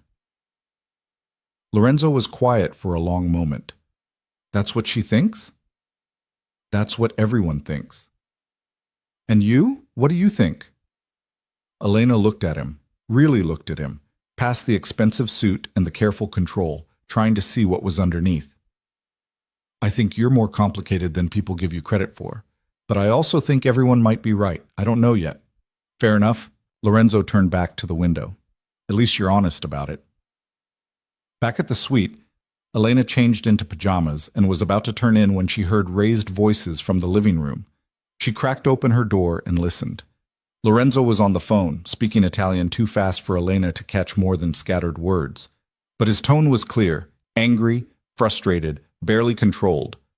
Someone had done something he didn't like, or hadn't done something he'd ordered, and he was making sure they understood the consequences. When he finally hung up, Elena heard him pour a drink, then another. She should go back to bed, give him privacy. Instead, she found herself walking into the living room. Lorenzo stood by the window, glass in hand, staring out at Chicago's lights. He looked older suddenly, worn down by whatever weight he carried. "Trouble?" Elena asked. "Always." He didn't turn around. "You should be asleep." "So should you." "Can't. Too much to think about." He finally looked at her, and something in his expression was different, less guarded, more human. "You ever feel like you're one mistake away from everything falling apart?" The question surprised her. "Every day since I married you." Lorenzo laughed, short, bitter. "At least you're honest about it." He drained his glass. "Go to bed, Elena. Tomorrow's going to be worse than today, and you'll need your strength." "What happens tomorrow?" "I meet with Carlo again. Without you this time. And I find out what he's hiding before it gets us all killed." On seeing. The casual way he said it, "gets us all killed," sent ice through Elena's veins. "Lorenzo, go to bed." It wasn't a request. Elena went, but she didn't sleep. She lay in the dark thinking about blood and complicity and the fact that somewhere in Chicago something dangerous was brewing, and she was right in the middle of it whether she liked it or not. Morning came with Elena still awake, staring at the ceiling and listening to Chicago wake up outside the hotel windows. She heard Lorenzo moving around in the suite's living area around 6, the quiet sounds of someone who didn't want to disturb anyone but couldn't stay still. By 7, she gave up on sleep and emerged to find him already dressed, coffee in hand, looking at his phone with an expression that suggested whatever messages he was reading weren't good. "You look like hell," he said without looking up. "Didn't sleep." "Neither did I." He finally glanced at her, took in the shadows under her eyes. There's coffee. You should eat something too. We're going out in an hour." "I thought you were meeting Carlo alone." "I was. Plans changed." Lorenzo set his phone down, rubbed his eyes. "Sophia called me at 5 this morning, said her father wants to meet with both of us, somewhere public, somewhere safe. That means he's more scared than I thought." Elena poured coffee with hands that weren't quite steady. "Scared of what?" "That's what I need to find out." He stood, walked to the window. "When we get there, let me do the talking, but pay attention to everything, who's watching us, who's too interested, who's trying too hard not to look interested. Can you do that?" "I can try." "That'll have to be good enough." They met the Castellanos at a cafe in Little Italy, the kind of place where old men played chess and argued in Italian while their wives gossiped over espresso. Carlo and Sophia were already there, seated at a corner table with clear sightlines to all the exits. Elena noticed that detail and wondered when she'd started thinking like someone in Lorenzo's world. Carlo looked worse than he had last night, older, more haggard, like he'd aged a decade overnight. Sophia sat beside him with her hand on his arm, protective in a way that made Elena's chest ache. "Thank you for coming," Carlo said as they sat down. His voice was rough, strained. "I know this is irregular." "You sounded worried on the phone," Lorenzo said. "What's going on?" Carlo glanced around the cafe, then leaned forward. "I'm going to ask you something, and I need you to tell me the truth. Can you do that?" "Depends on the question." "Did Salvatore send you here to kill me?" The words hung in the air like a bomb that hadn't exploded yet. Elena felt her breath catch, felt Lorenzo go very still beside her. Sophia's hand tightened on her father's arm. "No," Lorenzo said quietly. "He sent me here to find out why our partnership is falling apart. That's all." "You swear it?" "On my life." "Carlo, what the hell is going on? Why would you think—" "Because someone's been sending me messages. Photos of my house, my office, Sophia's apartment, always with the same note. Salvatore sends his regards. Dios says. Carlo pulled out his phone, showed Lorenzo a series of images that made Elena's stomach turn. 3 weeks of this, escalating. Yesterday they sent a photo of Sophia at her gym with a red X over her face. Lorenzo's expression went cold in a way Elena had never seen before. "Show me everything." Carlo slid his phone across the table. Lorenzo scrolled through the messages, his jaw working, and Elena could see rage building behind his careful control. This isn't Salvatore's style. He'd just call you, tell you there was a problem, handle it directly. He wouldn't play games like this. Then who? Someone who wants us to go to war with each other. Someone who benefits if the alliance falls apart. Lorenzo looked at Sophia. Has anyone approached you recently? Offered you deals? Asked questions about your father's business? Marcus Torino, Sophia said immediately. He's been calling, wanting to meet. Said he had an opportunity that would interest my father. Torino. Lorenzo said the name like a curse. He was at the party where I introduced Elena. He's been trying to expand into Chicago for years, but he can't as long as we have the territory locked down. If he can turn you against Salvatore, then the alliance collapses and he moves in to fill the vacuum, Carlo finished. That son of a bitch. We need proof, Lorenzo said. Right now it's just theory. Carlo, I need you to meet with Torino. Tell him you're interested in whatever he's offering. Wear a wire, get him talking, see if he admits to the threats. And if he does? Lorenzo's smile was sharp and cold. Then I handle it, personally. Elena watched this conversation happen and felt like she was watching a foreign film without subtitles. These people were discussing surveillance and violence like it was normal business, and nobody seemed troubled by any of it except her. Elena, Sophia's voice cut through her thoughts. You're very quiet. I don't have anything useful to contribute. That's not true. You're seeing all this fresh, without our biases. Does anything about this seem off to you? Everyone was looking at her now. Elena swallowed hard, forcing herself to think past the fear. The photos, she said slowly, they're all taken during the day, right? In public places where there are lots of people? Carlo nodded. So? So whoever's taking them isn't trying to hide. They want you to know you're being watched. That's not reconnaissance, that's intimidation. They're trying to scare you into making a mistake. Lorenzo looked at her with something that might have been respect. She's right. This whole thing is theater. Torino wants you paranoid enough to act without thinking, desperate enough to take whatever deal he's offering. Which means we need to turn the tables, Sophia said. Make him think it's working while we gather evidence. They spent the next hour planning, Carlo and Lorenzo working out details while Sophia and Elena sat in careful silence. Elena watched Lorenzo operate and saw a different side of him, strategic, precise, but also protective of Carlo in a way that seemed genuine. He cared about this alliance, about these people, even if he'd never admit it. Finally, Carlo stood, embracing Lorenzo. Thank you for believing me, for not assuming Salvatore sent you to clean up a problem. Your family, Lorenzo said simply. That means something. After they left, Lorenzo steered Elena toward the waterfront, walking in silence until they found a bench overlooking the lake. The wind was brutal, cutting through Elena's coat like it wasn't there, but Lorenzo seemed not to notice. You did good back there, he said. I barely said anything.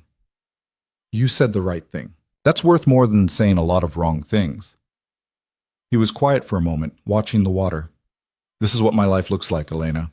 Threats and counter-threats, alliances that shift like sand, people trying to kill each other over territory and pride. You sure you want to be part of it? I'm already part of it. I don't think I get to back out now.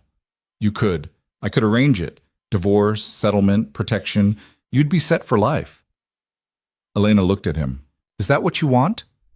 I'm asking what you want. It was a fair question, and Elena didn't have a good answer. What did she want? A few weeks ago, she would have said safety, security, enough money to save her father's company. She had all that now. But somewhere along the way, things had gotten complicated. She'd started to see Lorenzo as more than just a transaction, started to understand the weight he carried, the impossible choices he made daily. I want to see this through, she said finally. Whatever this is. I made a commitment, and I'm not walking away from it. Lorenzo studied her for a long moment. You're either very brave or very stupid. Can it be both? He almost smiled. Yeah, I guess it can. They stayed there until the cold became unbearable, then walked back to the hotel in silence that felt less hostile than it used to. Elena was learning to read Lorenzo's moods, the subtle shifts in his expression that meant he was thinking, planning, calculating odds. Right now he looked worried, which scared her more than anything else. If Lorenzo Vieri was worried, things must be very bad. That night, Elena lay in bed listening to Lorenzo make phone calls in Italian, his voice low and urgent. She caught Salvatore's name several times, Torino's too, and words that sounded like warnings. Whatever was happening in Chicago was bigger than a simple alliance dispute. It was something that could get people killed, including them. She must have dozed off eventually because she woke to silence and darkness and the feeling that something was wrong. The suite was too quiet. Elena slipped out of bed, padding into the living room, and found it empty. Lorenzo's bedroom door was open, his bed untouched. He was gone. Panic hit immediately. Elena checked her phone. Nothing. Checked the bathroom, the hallway outside, came back to the suite, and tried to think rationally. Maybe he'd gone to meet Carlo. Maybe this was normal. Maybe she was overreacting. Then she saw the note on the kitchen counter, Lorenzo's sharp handwriting. Stay inside. Lock the door. Don't answer for anyone but me. Elena's hands shook as she locked the deadbolt, the chain, everything. She tried calling Lorenzo, but it went straight to voicemail. Tried texting, nothing. She was alone in a hotel in Chicago with no idea what was happening, or if Lorenzo was safe, or if someone was coming for her next. The hours crawled by. Elena sat on the couch with all the lights on, jumping at every sound. At some point, she must have fallen asleep because she woke to pounding on the door and Lorenzo's voice saying her name. She fumbled with the locks, threw the door open, and found Lorenzo standing there with blood on his shirt and a cut above his eyebrow that was still bleeding. What happened? Elena grabbed his arm, pulling him inside. Are you hurt? Should I call? I'm fine, it's not my blood. Lorenzo let her guide him to the bathroom, sat on the edge of the tub while she dampened a towel. Most of it's not my blood, anyway. Most of it? Elena pressed the towel to his forehead, trying to stop the bleeding. Lorenzo, what the hell happened? Torino moved faster than I expected. Sent people to Carlo's house tonight. If I hadn't been there... He stopped, jaw tight. They're dead now. Carlo's safe. But this is officially a war. Elena's hands were shaking so badly she could barely hold the towel. You killed them. I did what I had to do to protect my family. Lorenzo caught her wrist, held it steady. I told you this was what my life looked like. This is the reality, Elena. Blood and violence and impossible choices. If you can't handle that, you need to leave now. I'm not leaving. Then you need to understand something. He stood, towering over her in the small bathroom. This gets worse from here. Torino's going to retaliate. He's going to come after everyone I care about, which means he's going to come after you. I can protect you, but only if you do exactly what I say. No questions, no hesitation. Can you do that? Elena looked at the blood on his shirt, the cut on his face, the cold fury in his eyes. She should be terrified, should be running. Instead, she found herself nodding. Yes, I can do that. Good. Lorenzo turned on the shower. I need to clean up, then we're leaving. Pack everything. We're going back to New York tonight. What about Carlo? He's coming with us, so is Sofia. Salvatore is sending people to handle the Chicago situation, but I'm getting you somewhere safe first. Elena left him to shower and packed with hands that still trembled. This was real. The violence, the danger, all of it was real, and she was in the middle of it. She'd married Lorenzo knowing what he was, but knowing and experiencing were completely different things. By the time Lorenzo emerged, dressed in clean clothes with the cut on his forehead butterfly bandaged, Elena had both their bags by the door. He looked at her, surprised. You're fast. You said we were leaving. I'm ready. Something shifted in his expression, respect, maybe, or the beginning of trust. Let's go. The ride to the airport was tense. Elena sandwiched between Lorenzo and Sofia in the back of an armored car while Carlo rode up front with the driver. Nobody spoke. Sofia held her father's hand over the seat, and Elena saw tears on her face that she was trying to hide. At the airport, Salvatore's private jet was waiting. Lorenzo hustled them all aboard, his phone constantly ringing with calls he answered in clipped Italian. Elena strapped in next to Sofia, who finally broke her silence. Thank you, Sofia said quietly. For what? For not falling apart. For staying calm. My father needs that right now. Seeing that Lorenzo's wife can handle this means maybe the alliance isn't as fragile as it looks. Elena wanted to laugh at the irony. She wasn't handling anything. She was barely keeping it together, surviving moment to moment, pretending she was fine when really she wanted to scream. "I'm terrified," Elena admitted. "Good. That means you're not stupid." Sophia wiped her eyes. "But you're still here, which means you're braver than you think." The flight back to New York felt endless. Carlo slept fitfully, exhausted from adrenaline crash. Sophia stared out the window. Lorenzo made phone calls, coordinated with Salvatore, arranged protection for everyone, and Elena sat in the expensive leather seat and tried to process what her life had become. When they finally landed, dawn was breaking over New York. Salvatore was waiting at the airfield with enough security to start a small war, pulling Carlo into an embrace that looked genuinely relieved. "You're safe," Salvatore said. "That's what matters." "Thanks to your nephew." Carlo clapped Lorenzo on the shoulder. "He saved my life, saved Sophia's too." Salvatore looked at Lorenzo with something Elena couldn't quite read, pride maybe, or assessment. "You did well, as always." Then his gaze shifted to Elena. "And you, young lady, I hear you spotted something my nephew missed." Elena's throat was dry. "Just an observation?" "An important one. Lorenzo, you married a smart woman. Don't screw it up." Salvatore turned back to Carlo. "Come, let's get you somewhere secure. We have a lot to discuss." They left in a convoy of black cars, headed to Salvatore's estate. Elena and Lorenzo ended up back at the penthouse, alone for the first time since Chicago. The silence felt heavy, loaded with things neither of them knew how to say. Lorenzo headed straight for his room, started stripping off his jacket. Elena followed, standing in the doorway. "You killed people tonight," she said. "I did." "How many?" Lorenzo turned to look at her. "Does it matter?" "I don't know. Maybe."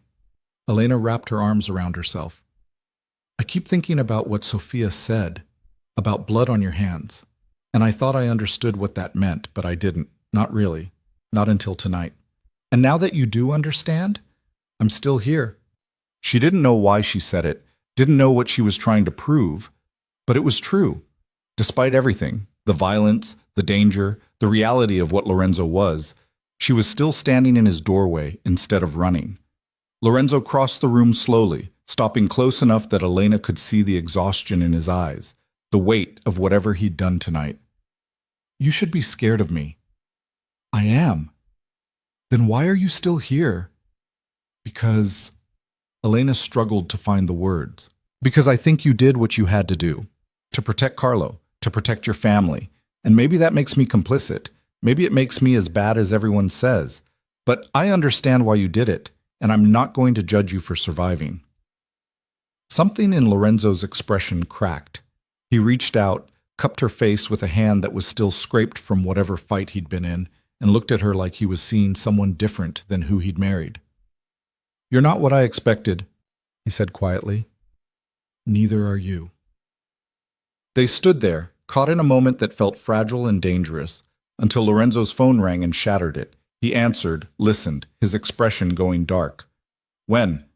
A pause. "I'll be there in an hour." He hung up, already moving. "I have to go. Salvatore needs me at the estate." "What happened?" Torino responded. "He's threatening to go public with everything. Our business, the alliance, all of it. We need to contain this before it becomes a bigger problem." Lorenzo grabbed a clean shirt, changed quickly. "Stay here. Don't go out. Don't answer the door. I'll be back as soon as I can." "Lorenzo." "Elena, please, just this once. Don't argue. Stay here where it's safe." He left before she could respond, and Elena was alone again in the too quiet penthouse. She tried to sleep but couldn't, tried to eat but had no appetite, ended up pacing the living room and thinking about blood and violence, and the fact that she'd just told Lorenzo Vieri she understood why he killed people. What did that make her? The day crawled by. Elena checked her phone obsessively, but got nothing from Lorenzo except one text around noon. "Still dealing with this. Might be late. You okay?" She typed back, "Fine. Be careful." His response was immediate. "Always." By evening, Elena was climbing the walls. She turned on the TV, found a movie, couldn't focus. Made coffee, let it go cold, stood at the windows and watched the city light up as night fell, wondering where Lorenzo was and whether he was safe. Her phone rang just after 8. Unknown number. Elena almost didn't answer, remembered Lorenzo's warning about not talking to strangers, but something made her pick up. Hello? Elena Carter? A man's voice, smooth and unfamiliar. Or should I say, Elena Vieri now? Her blood went cold. Who is this? A friend. Someone concerned about your well-being. The man chuckled. You're in over your head, sweetheart. Married to a murderer. Caught up in a war that's going to get you killed. But I can help you. I can get you out. I don't need your help. You will. Soon. When Lorenzo can't protect you anymore. When his family turns on him. When everything falls apart. And it will fall apart, Elena. I promise you that. You'll wish you'd taken my offer. Who the hell are you? Tell Lorenzo that Marcus Torino sends his regards. And Elena, watch your back. The people closest to you are often the most dangerous. He hung up. Elena stood there shaking, the phone still pressed to her ear, and felt the world tilt sideways. Torino had her number, knew where she lived, was threatening her directly. She called Lorenzo immediately, voicemail, texted him. Torino called me. He knows my number. No response. Elena tried to stay calm, tried to think rationally, but panic was setting in. She was alone, exposed, and the man who'd just threatened Chicago was now threatening her. She needed to tell someone, needed help, needed... The lights went out. Every light in the penthouse all at once plunging her into darkness. Elena's heart hammered against her ribs as she fumbled for her phone, used it as a flashlight. The building's backup generator should have kicked in immediately. They didn't. Someone had cut the power. On purpose. Elena moved toward her bedroom, thinking about the panic button Lorenzo had shown her on her first day. A switch hidden behind a painting that would alert his security. She was almost there when she heard it. The front door opening. She froze, listening. Footsteps in the hallway, heavy and deliberate. More than one person. They weren't trying to be quiet. Elena ran, stumbling in the dark toward the bedroom, her hands shaking so badly she could barely work the doorknob. She slammed it shut, locked it, shoved a chair under the handle, like that would do anything against people who'd already bypassed the penthouse's security. Where was the panic button? Behind which painting? Her mind went blank, terror overriding everything Lorenzo had taught her. The bedroom door shuddered as someone hit it from the other side. Once. Twice. The chair wouldn't hold. Elena grabbed her phone, dialed 911, heard the operator answer. Someone's breaking into my apartment. She gasped out the address. Please, I need... The door burst open, the chair splintering like kindling. Two men filled the doorway, backlit by emergency lighting from the hallway. Elena couldn't see their faces, could only see them moving toward her. She did the only thing she could think of. She screamed. One of the men lunged. Elena threw her phone at him, backed into the corner, and felt her legs hit the bed. She was trapped. No way out. This was how it ended. Gunshots exploded through the penthouse. So loud, Elena's ears rang. The men in her doorway turned, surprised, and then Lorenzo was there, appearing like something out of a nightmare, gun in hand and fury on his face. He shot the first man without hesitation. The second tried to run, and Lorenzo shot him too, both bodies dropping like puppets with cut strings. Then he was across the room, grabbing Elena, checking her for injuries. Are you hurt? Elena, look at me. Are you hurt? She couldn't speak, couldn't breathe, just shook her head while her whole body trembled. It's okay. You're safe. I've got you. Lorenzo pulled her against his chest, one arm tight around her while he kept the gun ready in his other hand. Building security's been compromised. We need to move. Can you walk? Elena nodded, though she wasn't sure it was true. Lorenzo half carried her through the penthouse, stepping over bodies without looking at them, moving with the kind of lethal efficiency that suggested he'd done this before. More gunshots echoed from somewhere else in the building, shouting, chaos. They made it to the stairwell, started descending. Lorenzo's phone rang, and he answered without breaking stride. Salvatore. Yeah, we're both alive. Building's compromised. Torino's people got past security. He listened, jaw tight. Understood. We'll be there in 20 minutes. He hung up, kept moving. Elena focused on putting one foot in front of the other, her mind refusing to process what had just happened. The bodies, the blood. The way Lorenzo had killed two men to save her without even blinking. They reached the parking garage. Lorenzo's car was waiting, engine already running. Someone had prepared an escape route. He bundled Elena into the passenger seat, took off before she'd even fastened her seatbelt. Where are we going? She managed. Salvatore's estate. It's the safest place right now. Lorenzo drove with one hand, the other still holding his gun. Torino made his move. He was hoping to kill me, take you hostage, use you as leverage, but he underestimated how fast I could get back. He called me. Before the power went out, he said, Elena's voice broke. He said I was in over my head, that I should have taken his offer. Lorenzo's hands tightened on the steering wheel. What offer? He didn't say, just that when everything fell apart, I'd wish I'd listened. He's trying to scare you, make you doubt me, doubt the alliance. Classic intimidation tactic. But Lorenzo's voice was strained, and Elena realized he was more shaken than he was letting on. They drove in silence, speeding through New York like laws didn't apply to them. Maybe they didn't. Maybe when you were Lorenzo Vieri, fleeing from an assassination attempt, normal rules stopped mattering. At Salvatore's estate, they were met by armed guards who swept the car before letting them through the gates. The house was lit up like a fortress, every window blazing, people moving with military precision. Salvatore himself met them at the door, pulling Lorenzo into a fierce embrace. Thank God you're both alive. When I heard Torino hit your building, we're fine. But he got closer than he should have. Lorenzo kept Elena tucked against his side, protective in a way she'd never experienced. How did he get past our security? Someone on the inside. We're finding out who. Salvatore's gaze shifted to Elena, softening. You've had a terrible night, child. Carlotta will show you to a room where you can rest. I'm not leaving Lorenzo, Elena said, surprising herself. Elena, Lorenzo started. No, I'm not leaving you. Not after... She couldn't finish the sentence, couldn't articulate the terror of those moments when she thought she was going to die, when Lorenzo had appeared like her mind had conjured him from desperate hope.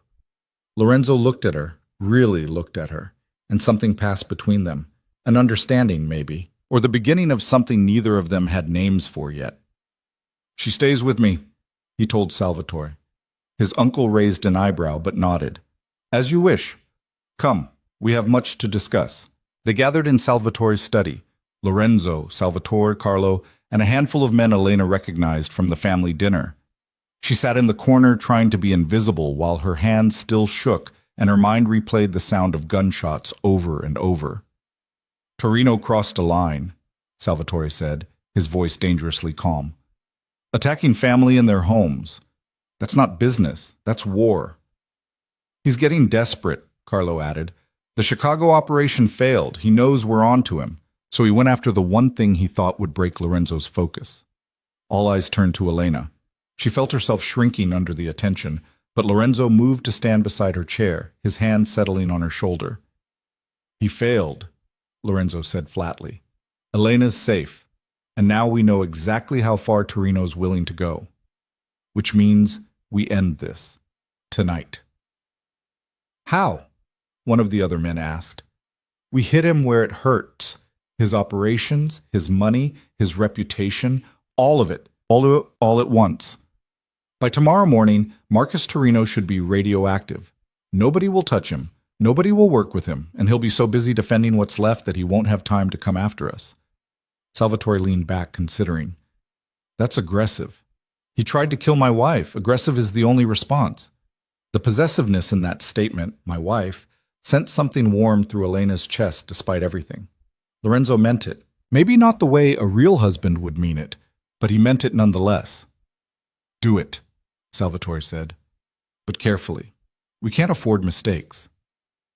The men scattered to make phone calls, coordinate attacks, mobilize resources.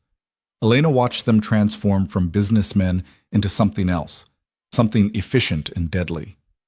This was what they'd been trained for, she realized. Not just running legitimate businesses, but waging war when necessary. Lorenzo stayed with her, making his own calls in rapid Italian while his hand remained on her shoulder like an anchor. Finally, the room cleared except for the two of them, and he knelt in front of her chair so they were eye level. "Are you really okay?" he asked quietly. "I don't know. Am I supposed to be okay after people tried to kill me?" "No, you're supposed to be traumatized and angry and maybe a little broken. That's normal." His thumb traced circles on her knee, absent and soothing. "But you're still here, still functioning. That's what matters." Elena looked at him, really looked at him, and saw past the carefully constructed walls to the person underneath. Lorenzo was scared too, she realized, not of Torino, not of the violence, but of losing something he'd convinced himself he didn't care about. "You saved my life," she said. "I did what any husband would do." "We both know you're not any husband." Lorenzo's mouth twitched. "No, I guess I'm not." He stood, pulling her up with him. "Come on! You need to eat something, and then you need to sleep. Real sleep, not whatever you've been doing the past few nights." "I can't sleep after." "You can, and you will, because tomorrow's going to be complicated, and I need you sharp." He guided her out of the study and through hallways that felt less threatening now, with armed guards at every turn. "Carlotta prepared a room for us. Well, for you. But I'm not letting you out of my sight tonight, so I guess it's for both of us." The room was beautiful in an old-world way. Four-poster bed, antique furniture, windows overlooking the gardens. Someone had laid out pajamas for Elena, toiletries, everything she might need. Carlotta's work, probably. "I'll be right outside," but Lorenzo said. "If you need anything, stay." The word came out before Elena could stop it. "Please, I don't want to be alone." Lorenzo hesitated, then nodded. "Okay, I'll stay." Elena changed in the bathroom, her body moving on autopilot while her mind refused to settle. When she emerged, Lorenzo had shed his jacket and shoes, but was still fully dressed, sitting in an armchair by the window with his gun on the side table within easy reach. "You sleep," he said. "I'll keep watch." "You need sleep too." "I'll sleep when Torino's not a threat anymore." Elena climbed into the massive bed, pulled the covers up, and felt tears finally start to fall. She'd been holding them back for hours, refusing to break. But now, in the safety of this room with Lorenzo standing guard, everything crashed down at once. She cried silently, face pressed into the pillow, until she felt the bed dip and Lorenzo's hand on her back. "Hey, it's okay. You're safe now." "I was so scared," she whispered, "when those men came in, when I thought that was it, that I was going to die in that apartment and nobody would even care." "I would have cared." Lorenzo's voice was rough. "Elena, if something had happened to you—" He stopped, seemed to struggle with words he wasn't used to saying. "You matter. To me. More than you should for what this marriage was supposed to be. And I'm sorry I put you in danger. I'm sorry I didn't protect you better." Elena turned to look at him, saw guilt and something else, something vulnerable in his expression. "You did protect me. You came back in time. You saved me. Barely. If I'd been 5 minutes later, but you weren't. You were there when I needed you. That's what matters." Lorenzo was quiet for a long moment, his hand still warm against her back. "I don't know how to do this," he admitted. "Care about someone. Let them matter. I've spent my whole life keeping people at arm's length because caring is a weakness in my world. But you—" He shook his head. "You make it hard to keep that distance. Maybe you're not supposed to keep it. Maybe not. But I don't know what happens if I let you in, Elena. I don't know if I'm capable of being what you'd need." Elena sat up, facing him fully. "I don't need you to be perfect. I don't need romance or grand gestures or any of that fairy tale garbage. I just need you to be honest with me, to treat me like a person, not a possession. Can you do that?" "I can try. That's all I'm asking." They looked at each other in the dim light, and something shifted between them. something fundamental that changed the nature of everything that had come before. This wasn't a fake marriage anymore. It wasn't a transaction or a business arrangement. It was two people who'd survived something terrible together and found unexpected connection in the aftermath. Lorenzo leaned in slowly, giving her time to pull away, and kissed her. It was nothing like the perfunctory kiss at their wedding. This was real, deliberate, full of emotion he didn't know how to express any other way. Elena kissed him back, pouring everything she couldn't say into it, and felt his hand cup her face with a gentleness that contradicted everything she knew about him. When they finally broke apart, both breathing hard, Lorenzo rested his forehead against hers. "This is a terrible idea," he murmured. "Probably the worst. We should stop." "We should?" Neither of them moved. Elena's hands had found their way to Lorenzo's chest, feeling his heartbeat racing beneath her palms. He was scared too, she realized. Scared of this, of what it meant, of where it might lead. "Stay with me," Elena said. "Not in the chair. Here." Lorenzo pulled back just enough to search her face. "Are you sure?" "I'm not sure about anything anymore, but I know I don't want to be alone tonight, and I know I trust you more than I should. So yes, stay." He kicked off his remaining clothes down to his undershirt and pants, settled beside her in the bed, and pulled her against his chest.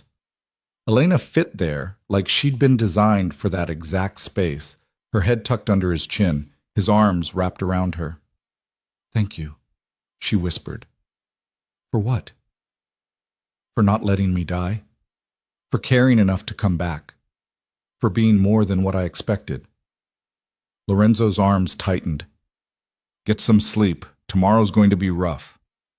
But Elena was already drifting off, exhaustion finally winning, safe in a way she hadn't felt since this whole thing started.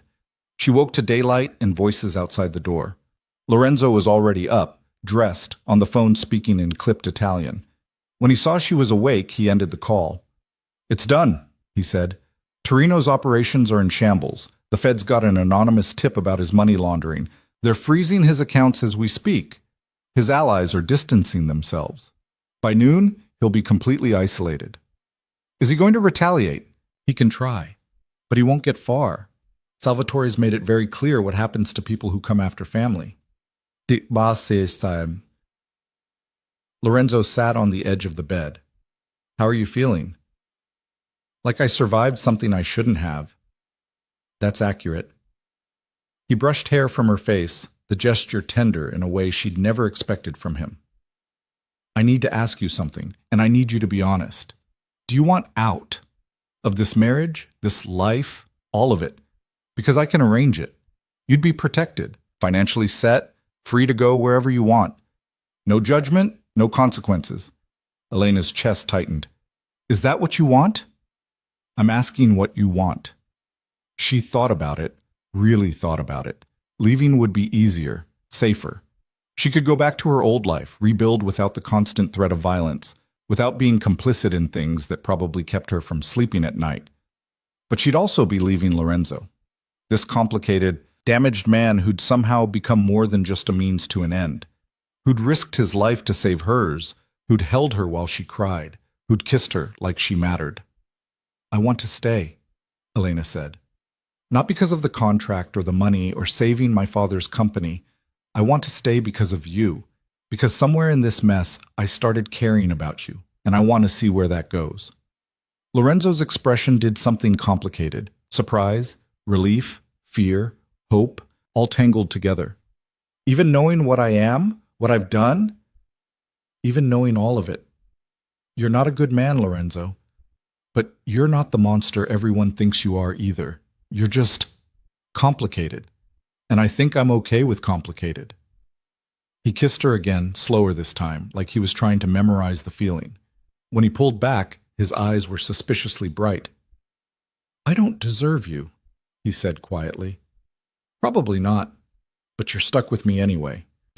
They stayed there for a moment, tangled together in the morning light, until reality intruded in the form of Carlotta knocking on the door.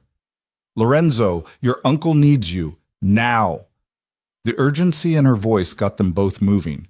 They dressed quickly and found Salvatore in his study, looking grim. "Torino's dead," he said without preamble. "Suicide, according to the initial reports. Gun in his hand, note beside him saying he couldn't live with the shame of his failures." Lorenzo's expression went carefully blank. "Suicide. That's the official story, and it's the story we're all going to stick with. Understood?" It wasn't suicide, Elena realized. Someone had killed Torino and made it look like he'd killed himself. Maybe Salvatore's people, maybe Lorenzo's, maybe someone else entirely, but it was murder dressed up as convenient resolution. "Understood," Lorenzo said. Salvatore's gaze shifted to Elena. "You've seen and heard a lot in the past few days, things that could cause problems if they became public. I need to know you can be trusted to keep family business private." It was a test and a threat wrapped together. Elena met his eyes and didn't flinch. "I'm family now. Family protects family. You have my word." Salvatore studied her for a long moment, then smiled. "You're tougher than you look, Elena Vieri. My nephew chose well." He turned back to Lorenzo. "The Chicago situation is resolved. Carlo's territory is secure, and Torino's no longer a threat, which means you can finally focus on your own life instead of constantly putting out fires." "What does that mean?" "It means I think you've earned some time. Take your wife home. Build something real with her instead of just playing house. You deserve that, Lorenzo. Both of you do."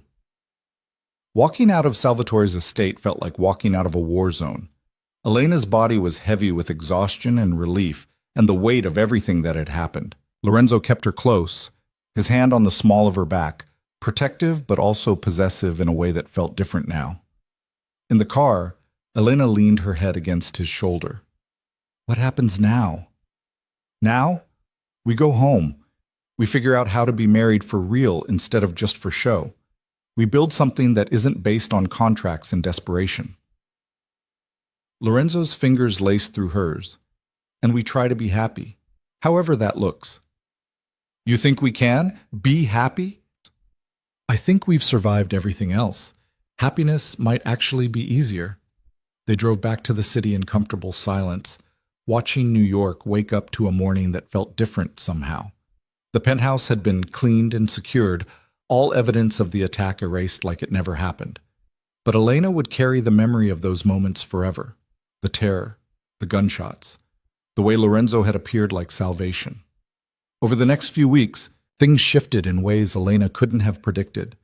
Lorenzo started coming home earlier, trading late-night business calls for dinners with her. They talked, really talked, about their pasts, their fears, their hopes for whatever future they were building. He introduced her to parts of his world that were legitimate, businesses he was trying to transition into legal territory, foundations he supported that helped at-risk kids avoid the life he'd lived. "I want to do something good," he told her one night, standing in his office surrounded by papers. "Build something that isn't just about money or power, something that matters." Elena helped him research options, discovered she had a talent for organization and strategy that had been wasted on her failed marriage to Marcus. Together they started planning a foundation focused on helping struggling businesses transition to sustainable models, exactly the kind of help Carter Textiles had needed but couldn't afford. Her father noticed the change in her. "You're happy?" he said during one of their weekly lunches. "Really happy. I can see it on your face." "I am," Elena admitted, and realized it was true. Despite everything, the violence, the fear, the moral compromises, she was happier than she'd been in years. Lorenzo saw her, valued her, treated her like a partner instead of an accessory. He asked her opinion on business decisions, trusted her judgment, made space for her in his life in ways Marcus never had. "Lorenzo's good for you," her father continued. "I knew it the moment I met him. He looks at you like you're the most important thing in the world." Elena thought about that look, the way Lorenzo's eyes softened when he saw her, the way his whole demeanor changed when she entered a room. It wasn't performance anymore. It was real. 3 months after the Torino incident, Lorenzo came home with an unusual expression, nervous maybe, or uncertain. "I need to talk to you about something," he said. Elena's stomach dropped. "Okay. Our marriage, the contract, it was supposed to be 18 months, then we divorce and go our separate ways." He sat beside her on the couch, took her hand. I don't want that anymore. I don't want to divorce you, don't want you to go anywhere. I want this to be real, permanent, but only if that's what you want too. Relief flooded through her. You're asking me to stay married to you? For real this time? I'm asking if you'll choose me again, not because of money or contracts or saving your father's company, but because you want to, because this marriage is worth keeping. Elena thought about the girl who'd stepped into Lorenzo's car that rainy night, desperate and broken and out of options. She'd been surviving, not living, going through motions because she didn't know what else to do. And now here she was, married to a complicated man with blood on his hands and surprising gentleness in his heart, building something that felt more real than anything she'd had before. Yes, she said. I choose you. I choose us. For real this time. Lorenzo's smile was brilliant and rare and worth everything she'd been through to get here. He pulled a small box from his pocket, opened it to reveal a different ring. Not the massive diamond from their fake wedding, but something simpler, more personal. A sapphire surrounded by small diamonds, elegant and understated. I want to do this right, he said. Marry you again, but this time because we love each other. Not in some Vegas chapel, but somewhere that matters. With your father there, with my family, with everyone who's important to us. What do you think? I think you're secretly a romantic under all that cynicism. Don't tell anyone. It'll ruin my reputation. They planned the ceremony for spring, in the gardens at Salvatore's estate. It was small, just family and close friends, but it felt more significant than any big wedding could have been. Elena's father walked her down the makeshift aisle, tears streaming down his face, while Lorenzo waited at the end, looking like he couldn't quite believe this was happening. You're sure about this? Her father whispered. It's not too late to run. I'm sure, Dad. He's a good man. Complicated, but good. He better be, or he'll have me to answer to. The ceremony was simple. They exchanged the same vows that millions of couples had exchanged before them, but this time the words meant something. When Lorenzo slid the sapphire ring onto her finger, his hand shook slightly, and Elena realized he was just as affected as she was. I love you, he said, quiet enough that only she could hear. I don't know when it happened or how, but I love you, and I'm going to spend the rest of my life trying to deserve you. You already do, Elena whispered back, just by being honest with me, by letting me see who you really are. They kissed as husband and wife, real husband and wife this time, and the applause that followed felt like vindication. They'd started this as a business arrangement and somehow found something genuine in the wreckage. The reception was warm and full of laughter, so different from the tense family dinner months ago. Even Marco approached them, slightly drunk, and clapped Lorenzo on the shoulder. You did it, he said. Found something real in all this mess. I'm jealous, cousin, and happy for you, both of you. Thanks, Marco. Just don't forget about the rest of us now that you've gone soft. But he was smiling when he said it, and Elena realized he meant it as a blessing, not an insult. Carlotta cornered Elena near the end of the night, pressed another card into her hand. Same number, she said. Still valid. You ever need anything, you call me. Understood?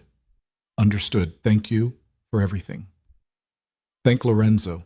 He's the one who fought for you, who changed the rules for you. Carlotta kissed her cheek. But you changed him too. Made him human again. That's worth more than you know. As the party wound down and guests departed, Elena found herself alone with Lorenzo in the gardens, the same place Carlotta had given her that first piece of advice months ago. Happy? Lorenzo asked, pulling her close. Terrified, Elena admitted. But happy. Is that normal? I think for people like us, terrified and happy might be the same thing. He rested his chin on top of her head. I know this isn't a fairy tale. I know there's still going to be hard days, dangerous situations, times when you question whether this was worth it. But I promise I'll fight for us. For this. For whatever future we're building. I know. That's why I'm here. They stood there as night fell, wrapped in each other, and Elena thought about transformation. She'd come to Lorenzo as a broken woman looking for salvation, and found something better. Partnership, respect, love, that had grown in the darkest soil imaginable. She'd learned that sometimes the things you choose out of desperation turn out to be exactly what you needed, even if you didn't know it at the time. 6 months later, Elena stood in their penthouse. No longer Lorenzo's penthouse, but theirs, filled with her touches and their shared life, and felt the first flutter of movement in her belly. She'd found out 2 weeks ago, but hadn't told Lorenzo yet, waiting for the right moment. He came home that evening, tired from meetings, but smiling when he saw her. "Good day?" he asked, kissing her hello. "Interesting day. I have news." "Good news or bad news?" "Depends on your perspective." Elena took his hand, placed it on her still flat stomach. "We're going to have a baby. In about 6 months, give or take." Lorenzo went very still, his expression cycling through shock, fear, and then something like wonder. "A baby. We're having a baby. Is that okay? I know we never talked about—" He kissed her, cutting off her words, and when he pulled back there were tears in his eyes. "It's more than okay. It's everything. You're everything." "We're going to screw this up," Elena said, laughing and crying at the same time. "We have no idea what we're doing." "We'll figure it out. Same way we figured out everything else. Together, scared, making it up as we go." That night they lay in bed, Lorenzo's hand on her stomach like he was already protecting someone who wouldn't exist for months yet, and talked about the future, about raising a child in their complicated world, about teaching them to be better than their parents, about building something that lasted beyond themselves. "I never thought I'd have this," Lorenzo admitted in the dark. "Family, real family, something worth protecting that wasn't just business or money or power. You have it now. We both do." "Yeah, we do." The baby came in February, a boy they named after Elena's father. Robert Lorenzo Vieri arrived screaming and perfect, and watching Lorenzo hold his son for the first time, Elena saw the final wall come down. He looked at that tiny baby with such fierce love and protectiveness that she knew everything, all the fear, all the violence, all the impossible choices had been worth it to get here. Her father came to visit, held his grandson, and looked at Elena with such pride it made her chest ache. "Your mother would have loved this," he said. "Seeing you happy, seeing you with a family of your own. She worried about you, worried you'd never find someone who deserved you. I found someone who didn't deserve me but chose to become someone who did. That's better, I think. Much better." Her father kissed her forehead. "You did good, sweetheart. Built something real from nothing. That takes courage." After he left, Elena stood in the nursery watching Lorenzo change their son's diaper with the kind of concentrated focus he usually reserved for business deals. He was singing softly in Italian, some lullaby his mother must have sung to him, and their son was watching him with wide eyes. This was her life now. Not perfect, not uncomplicated, but real and hard-won and worth every sacrifice it had taken to build it. She'd married a stranger to save her family's legacy and found something better, a partner who'd helped her save herself. Lorenzo looked up, caught her watching, and smiled. "Come here." Elena joined them, and Lorenzo wrapped his free arm around her waist, pulling her close so the three of them stood together in the soft light of the nursery. "Thank you," he said quietly. "For what?" "For saying yes that night in the rain, for taking a chance on me, for staying when you could have left, for giving me this—" He gestured to their son, to the room, to the life they'd built. "All of this. I don't deserve it, but I'm grateful for it every day." "You do deserve it. You've worked hard to become someone who could have this. That's what matters." Outside, the city hummed with life, full of people making their own impossible choices, fighting their own battles, trying to survive in a world that didn't make surviving easy. Elena thought about the girl she'd been, desperate, broken, out of options, and felt grateful for every choice that had led her here, even the hard ones, especially the hard ones. Because sometimes the things that save you don't look like salvation at first. Sometimes they look like danger, like risk, like the worst possible decision you could make. But if you're brave enough to see past the surface, past the fear and the stigma and the judgment, you might find something worth fighting for. Elena had found Lorenzo, and Lorenzo had found her. And together they'd built something that neither of them could have built alone. a family, a future, a foundation for something better than what they'd started with. The foundation they'd planned became real 6 months later, operating out of an office downtown with Elena as director and Lorenzo as primary benefactor. They helped struggling businesses find their footing, provided low-interest loans and strategic consulting, focused on the kinds of companies that banks had given up on. Carter Textiles was their first success story, fully recovered and expanding into sustainable fabrics, her father back at the helm and thriving. But they helped others too, dozens of them. Family businesses on the edge of bankruptcy, immigrant entrepreneurs who couldn't get traditional financing, people who reminded Elena of herself, desperate but capable, needing a chance more than charity. "We're doing something good," she told Lorenzo one night after a particularly successful quarter. "Real good, not just tax write-offs or reputation management. We're actually helping people." That was always the point, build something that matters beyond us. He pulled her close, their son asleep in the next room, the city quiet outside their windows. "I spent too many years building empires of violence and fear. Maybe this is how I make up for it. You can't make up for the past, but you can choose better for the future." "That's what I'm doing, choosing better, choosing you, choosing this life, choosing to be someone my son can be proud of." It wasn't perfect.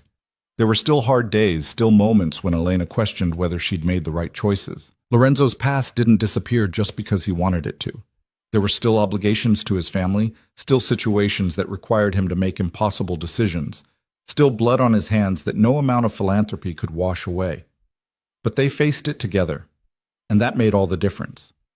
Years passed. Their son grew, learned to walk and talk and navigate the complicated world he'd been born into. They had a daughter 2 years later, a fierce little thing with Elena's stubborn streak and Lorenzo's dark eyes. The penthouse filled with toys and laughter and the beautiful chaos of family life. Lorenzo transitioned more of his operations to legitimate business, slowly extracting himself from the violent world that had defined him for so long. It wasn't easy. Men like him didn't just walk away, but with Salvatore's blessing and careful planning, he managed it. Not completely, never completely, but enough that he could sleep at night knowing he was building something clean for his children. Elena watched him change, watched him soften in ways she never would have predicted, and felt grateful for whatever cosmic accident had put her in his car that rainy night. She'd saved her father's company, yes, but she'd also saved herself, found strength she didn't know she had, built a life she couldn't have imagined, became someone she was proud to be. On their 5-year anniversary, the real one, not the Vegas one, they renewed their vows again. Just the two of them this time. No witnesses except their children and the life they'd built. Lorenzo had aged well, silver threading through his dark hair, lines around his eyes that came from laughter now instead of stress. 5 years, sis, he said, holding both her hands. 5 years of being married to you for real. Best decision I ever made. Best decision we ever made, Elena corrected. I chose you too, remember? How could I forget? You chose me when you shouldn't have, when it made no sense, when everyone would have told you to run. And you're still here. Still here. Always here. They kissed as the sun set over the city, their children playing in the garden behind them, and Elena thought about transformation again, about how people aren't fixed. They're always changing, always becoming something new. Lorenzo had been a violent man when she met him, someone capable of terrible things. He still was, probably, under the right circumstances. But he was also a father, a husband, a philanthropist trying to do better. And Elena herself had changed too.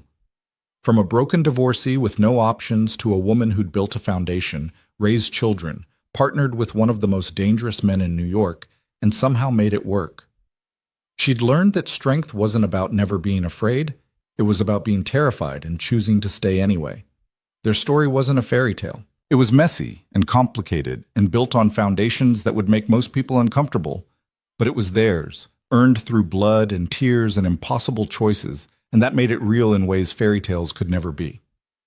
As night fell and they gathered their children to go inside, Elena looked at Lorenzo, really looked at him, and saw everything they'd survived to get here. The fear, the violence, the desperate bargain that had somehow become the best thing in both their lives. I love you, she said, simple and true.